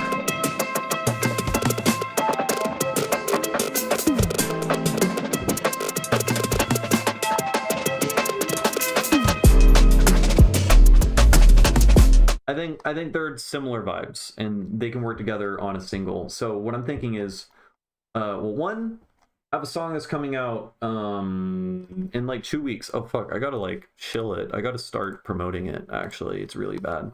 So I have this song over here that's coming out in like 2 weeks, and then I think I'm gonna try to do this single like the month after, which is technically a single, but it's gonna be 2 songs. And then after that, then the Water EP, which will probably come out like 2 months after that. I don't know, March or something. And then after that, then I need to do the album, which, I don't know, August, let's say, just knowing me. And then after that, then I'm going to do the Microtonal album. Now, of course, I will probably get sidetracked and everything I listed is not going to be what happens, actually, but that's the plan in my head. Which sucks because I do think the Microtonal album is going to be the most like important of all the pieces of work that I release, but I'm never going to get this other shit out if I don't focus on it and work on it. So I don't want to get sidetracked. Yeah. And there's also a couple different, I'm like starting to think like I have enough music probably for 2 different Microtonal albums. So the one with Dreamy Dub on it is like I have a bunch of, what do I have? Do I have the Microtonal thing? Yeah, this is like sort of like all of these songs. A lot of them are in super Pythagorean tunings, which means that the 5th is tuned extra GTX6 before Microtonal album. We'll see. I don't trust them. I really don't. So a lot of these are in like sharp 5th tunings, which have a certain character, and I think they all like gel really well together, and they use similar sound design. So like.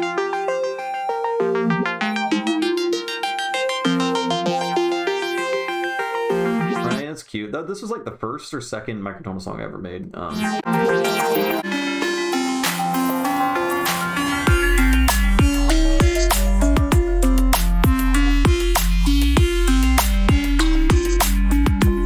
So that one's a hoot, and then Dreamy Dub, which is a hoot.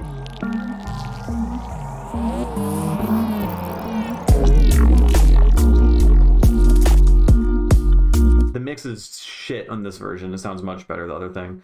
And then I don't know, just a bunch of other stuff. So there's a lot of like down tempo and mixed stuff. I think the Microtonal thing is going to be the most important thing I do, just because it's like pushing boundaries in a lot of ways and like letting the world know, hey, Microtonal shit is good. But I just got other things I got to do. Oh, this is another fucking, these 2 songs I also want to release as a single, and I don't know how I would fit them in the other thing because they're like super up tempo.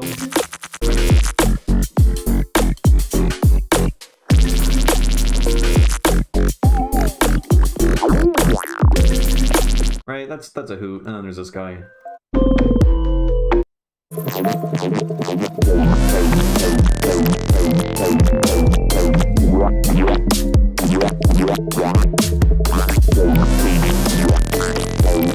So I gotta name this something else. I don't know.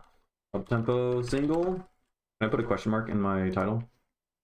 Yes. And then wait, edit tracks. We released that song, so it's gone. So there's this thing. This is kind of part of that album. I don't know. There's a lot to do. There's a lot to do. So tentatively release the Japanese IDM shit, or the Japanese IDM shit as singles.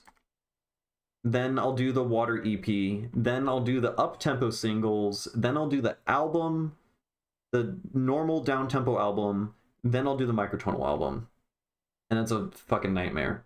And then the Microtonal album will probably be the more dreamy, super Pythagorean, like weird harmonies, but like kind of down-tempo stuff. And then I think I'll do another album after that, and that'll be a lot of the more crazy, up-tempo, unhinged, more scary Microtonal shit. A lot of the 23 notes per octave stuff I've been doing, because a lot of that stuff, let's find that. A lot of that stuff uses like a lot of gong-like timbres and stuff. I don't want to overhype it too much, but God, it's gonna actually open people's third eyes or something, hopefully. Yeah, that's how I feel about it. really. Like I think there's a lot of potential there. It's all really good music, and I think it will. Like when I discovered good microtonal music, it literally changed the way that I hear sound, right? It like made me realize the depth and how good the stuff is, and that was worth pursuing, and I want to do that for other people, and I know it's achievable, so that's the goal. One of the good things about me putting this off for so fucking long is I'm going to be even better by the time I come around to finishing the microtonal album. Let's assume I'm extremely, extremely good this next year and I get a lot done, which probably not. I'll be working on this 1 year from now, and then I don't know, mix it even better, maybe. I don't know. But like stuff like this.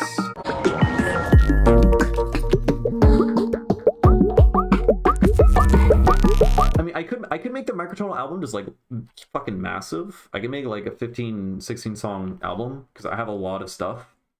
But I don't know, I might just split it. Because there's the more, yeah, there's like Gamelan like stuff where it really feels like you're in like another world. Like in a jungle or some shit, or like with another like civilization. And then the other one feels more like you're in space. You're in like another dimension, if that makes sense. Like the Dreamy Dub one, that one sounds kind of like you're in another dimension. Like it's something's off. You're in a dream, you know. Whereas this one feels like you're in a different like alien planet, you know.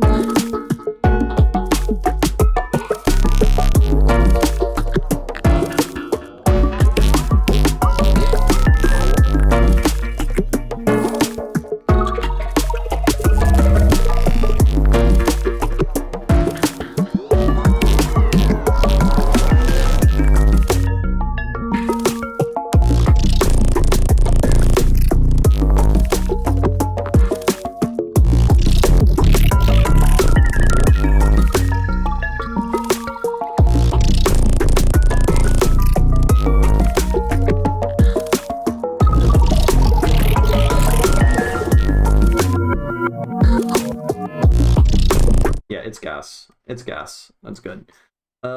We need to, okay, I need to work on something else.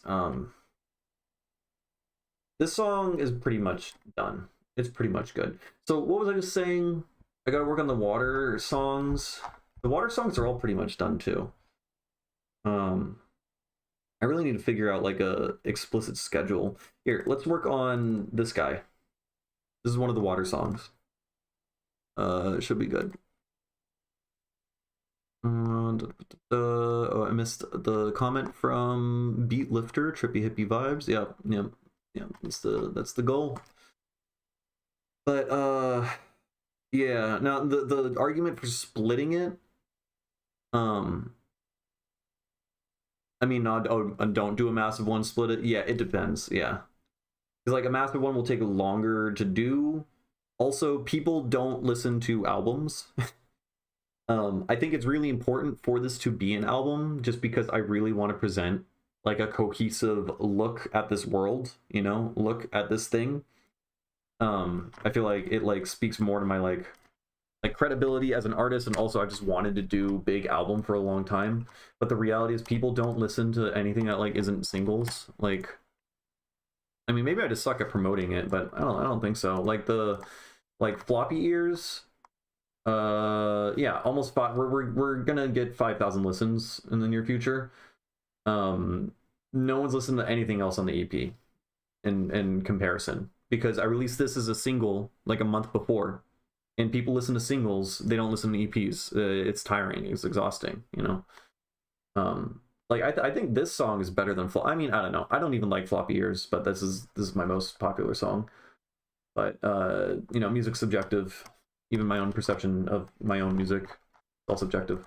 Anyways, here, let's work on the mixdown for this guy, because I should just try to get everything ready and finished, I think.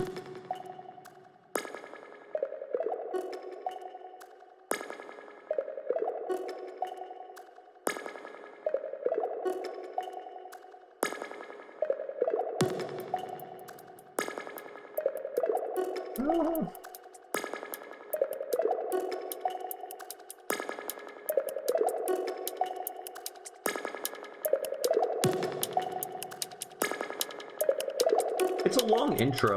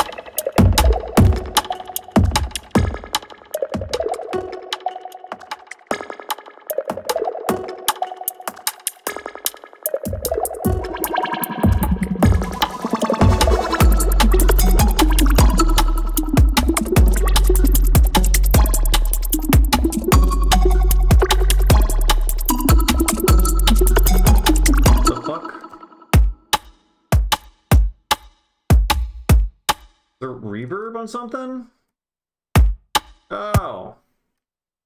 Ew. Why?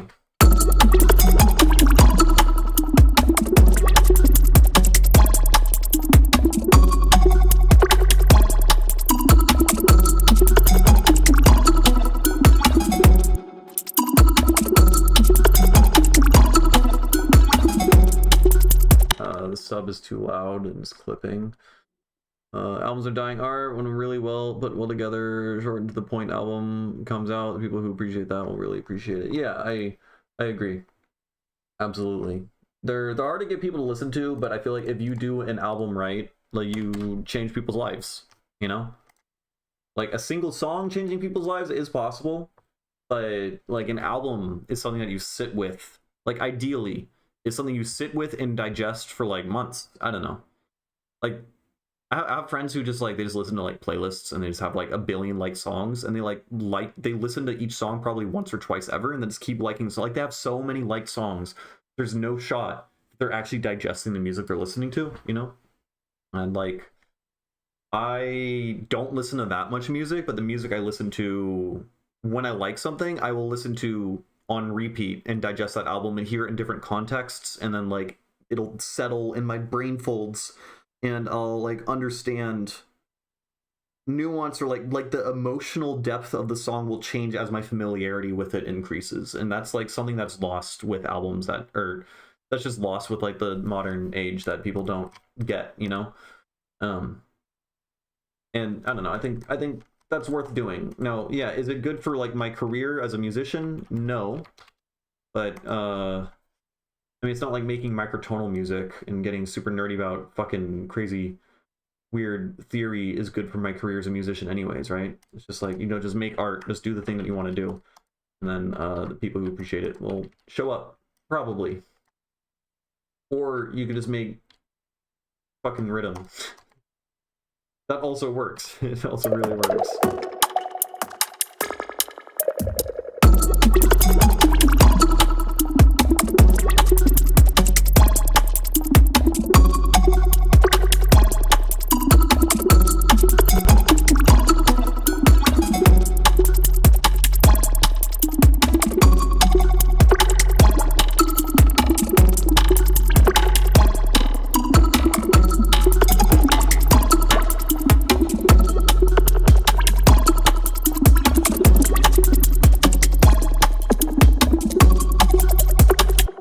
The drums kind of like sound weird as fuck, and the result of that is I made this song like 5 years ago, 6 years ago, 5 years ago. When did I make this? It's gonna be 6 years and 3 months, 4 months. I didn't know what I was doing, so it sounds okay. It sounds alright, but it doesn't sound like as good as it could be.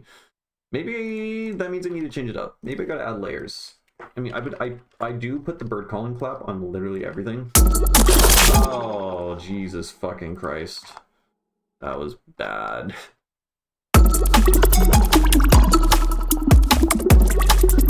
Now, how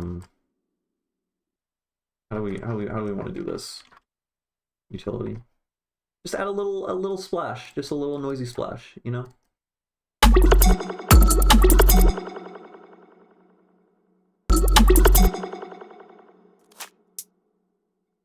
just like that. Just something, right? Okay, maybe way less pre-transient.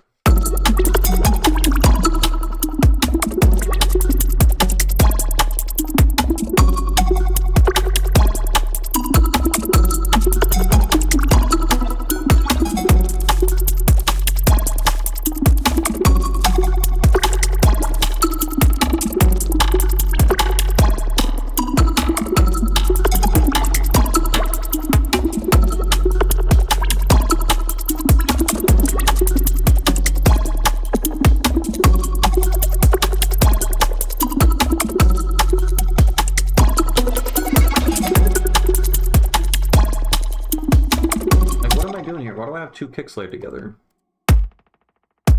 What am I doing? Oh, apparently that. And we have delay on everything.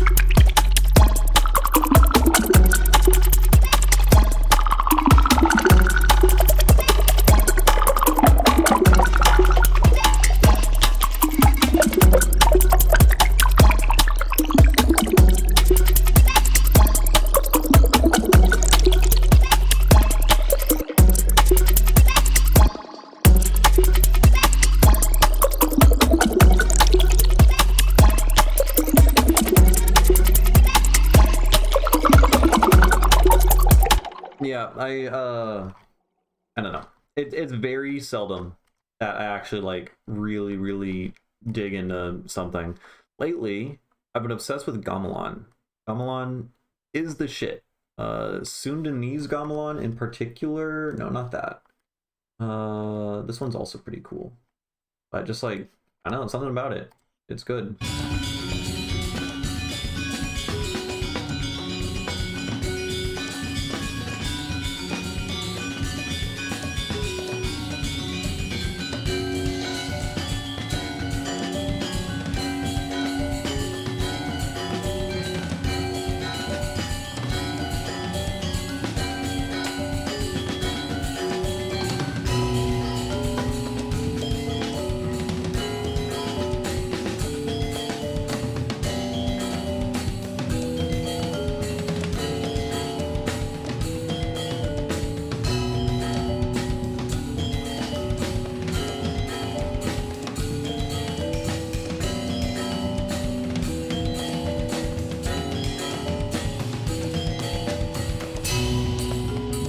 It's good.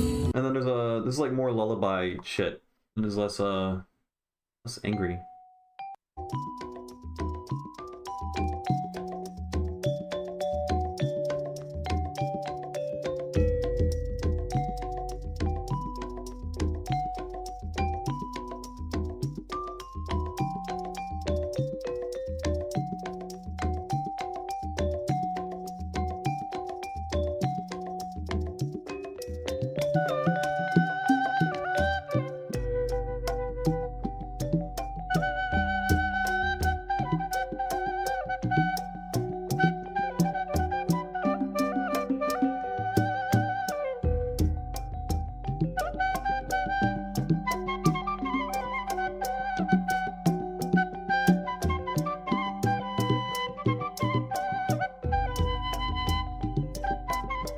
Yeah, the like tempo slowdown automation stuff, they do really cool stuff with tempo. I think there's like some thing that they do sometimes where they like do almost like Risei rhythms with like tempo slowdown illusions and stuff like that. I need to dig in more and understand more, but I don't know. It's the first time in a long time I've actually like been sucked into something. And like again, like as I said before, like repeatedly listen to the same tracks over and over again and like uncover new stuff in them, I suppose, which has been cool. Generally, maybe this is egotistical, I don't know. I mean, I think most artists do this, but I mostly just listen to my own shit. Like either figuring out what I gotta change in it or just enjoying it. But the problem is then, yeah, I'm like missing out on inspiration, I suppose, you know? Then I'm just getting inspired by myself, which is a good thing, I suppose, because then I'm like digging further into my own niche instead of getting inspired by other people, but I don't know. There's a pro and con to it.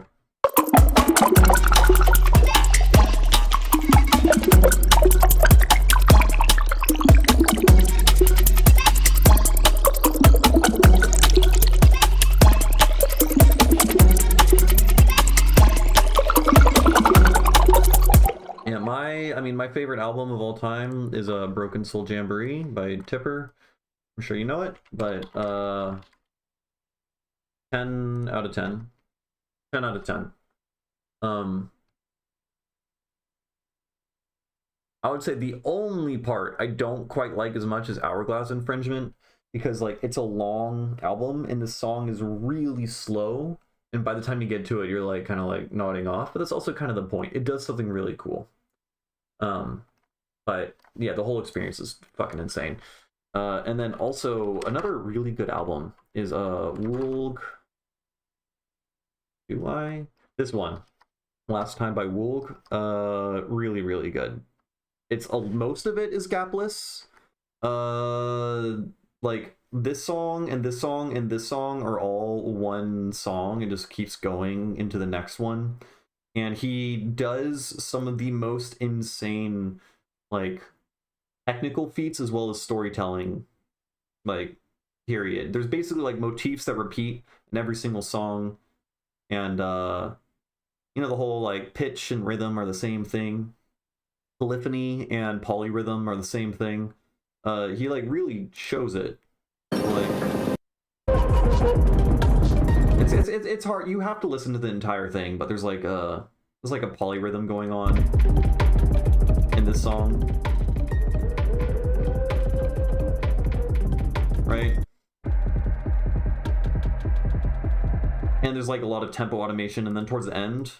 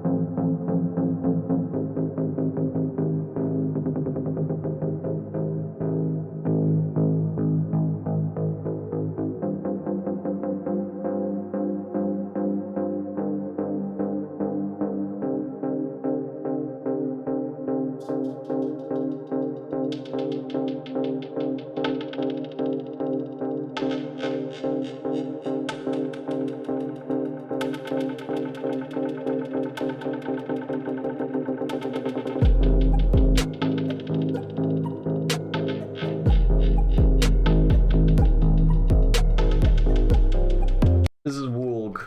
I will link the album. It is good. I know it's a title link, but if you click the link, any streaming service it connects to. This album is 10 out of 10. Really, really good. Highly advise you listen to it. Yeah, fucking nuts. Fucking nuts. Okay, we're back to this thing. This song's kind of mixed like shit.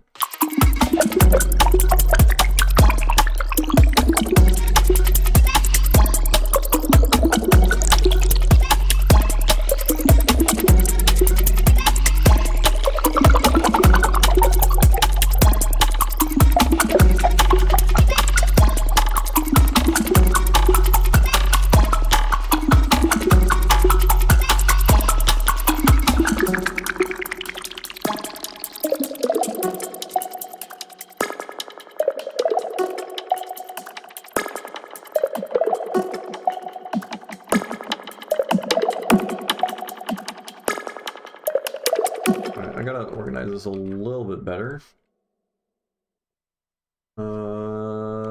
Just like better side chaining, I think.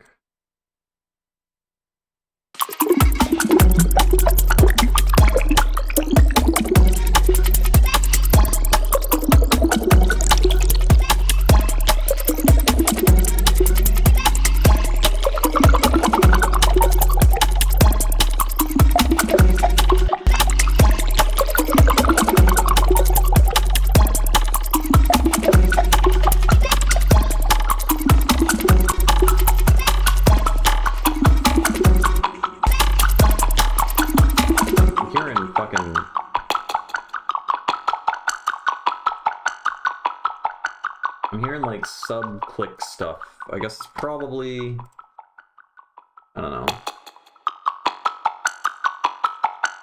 Probably a limiter.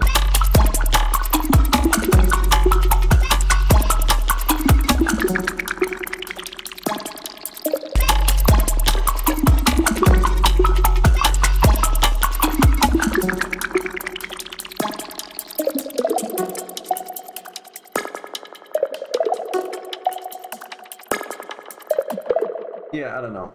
It sounds okay. I think the intro is kind of boring. It's a long, it's like a DJ intro. Like it does that for a long time. Maybe.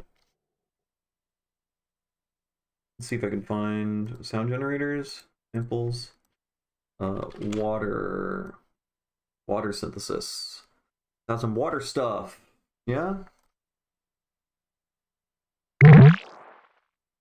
Whoa.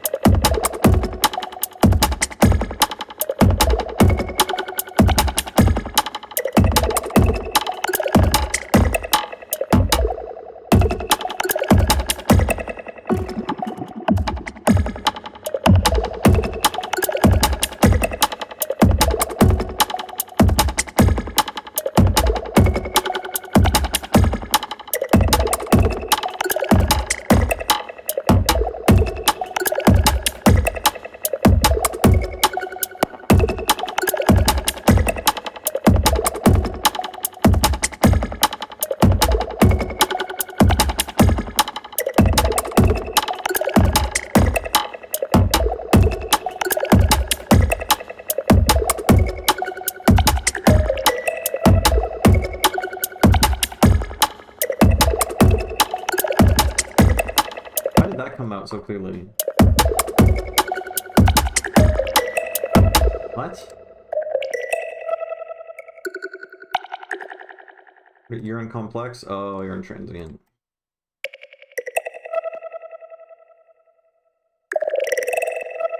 Yeah.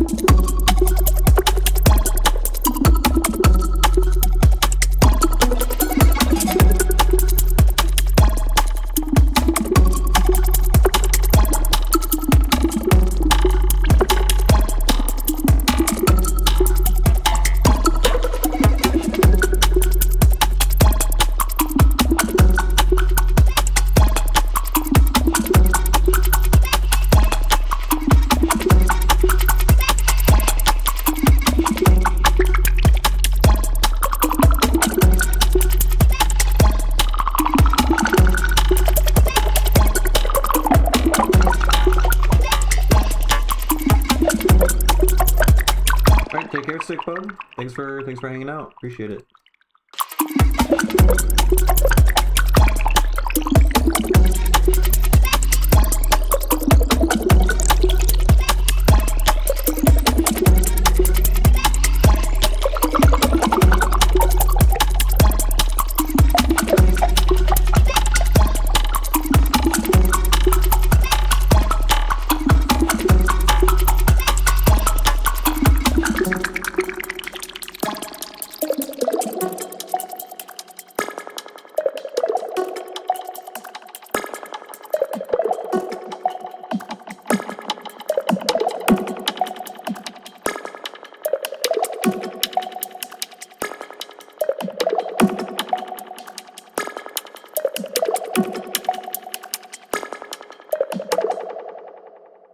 Okay, yeah, that sounds fine. I added water sounds to the intro.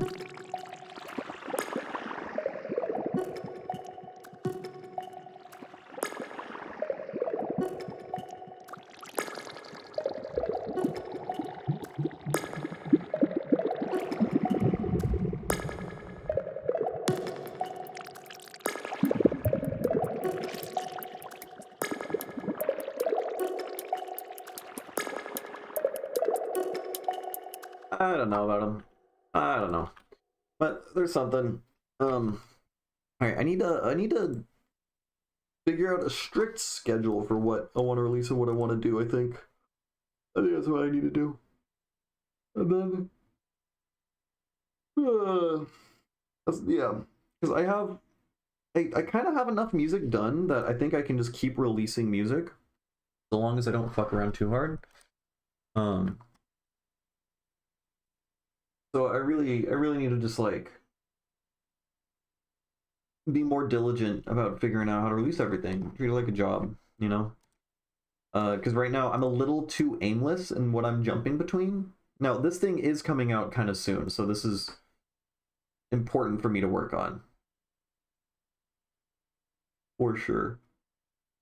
But like me making weird microtonal shit all the time probably can fill on that. So I still have to do that for my own sanity, of course. Yeah. All right. I'm done streaming. It's been 2.5 hours. It's been long enough. It's been 2.5 hours. No, it's been 3 hours. My God. Yeah. Thank you, Saiga Games. I appreciate it. I am gonna leave. I don't. I might stream again tomorrow. I've been streaming less lately. Oh, the link doesn't work for you? Who's the guy? Woolg? Weird. I was lied to. Oh, I didn't mean to type it in all caps, but I did. But anyways, yeah, I'm leaving. Was a hoot. I will probably stream again tomorrow. I'll try to, but knowing me, I've been streaming less and less lately, so we'll see about that. Yeah. All right.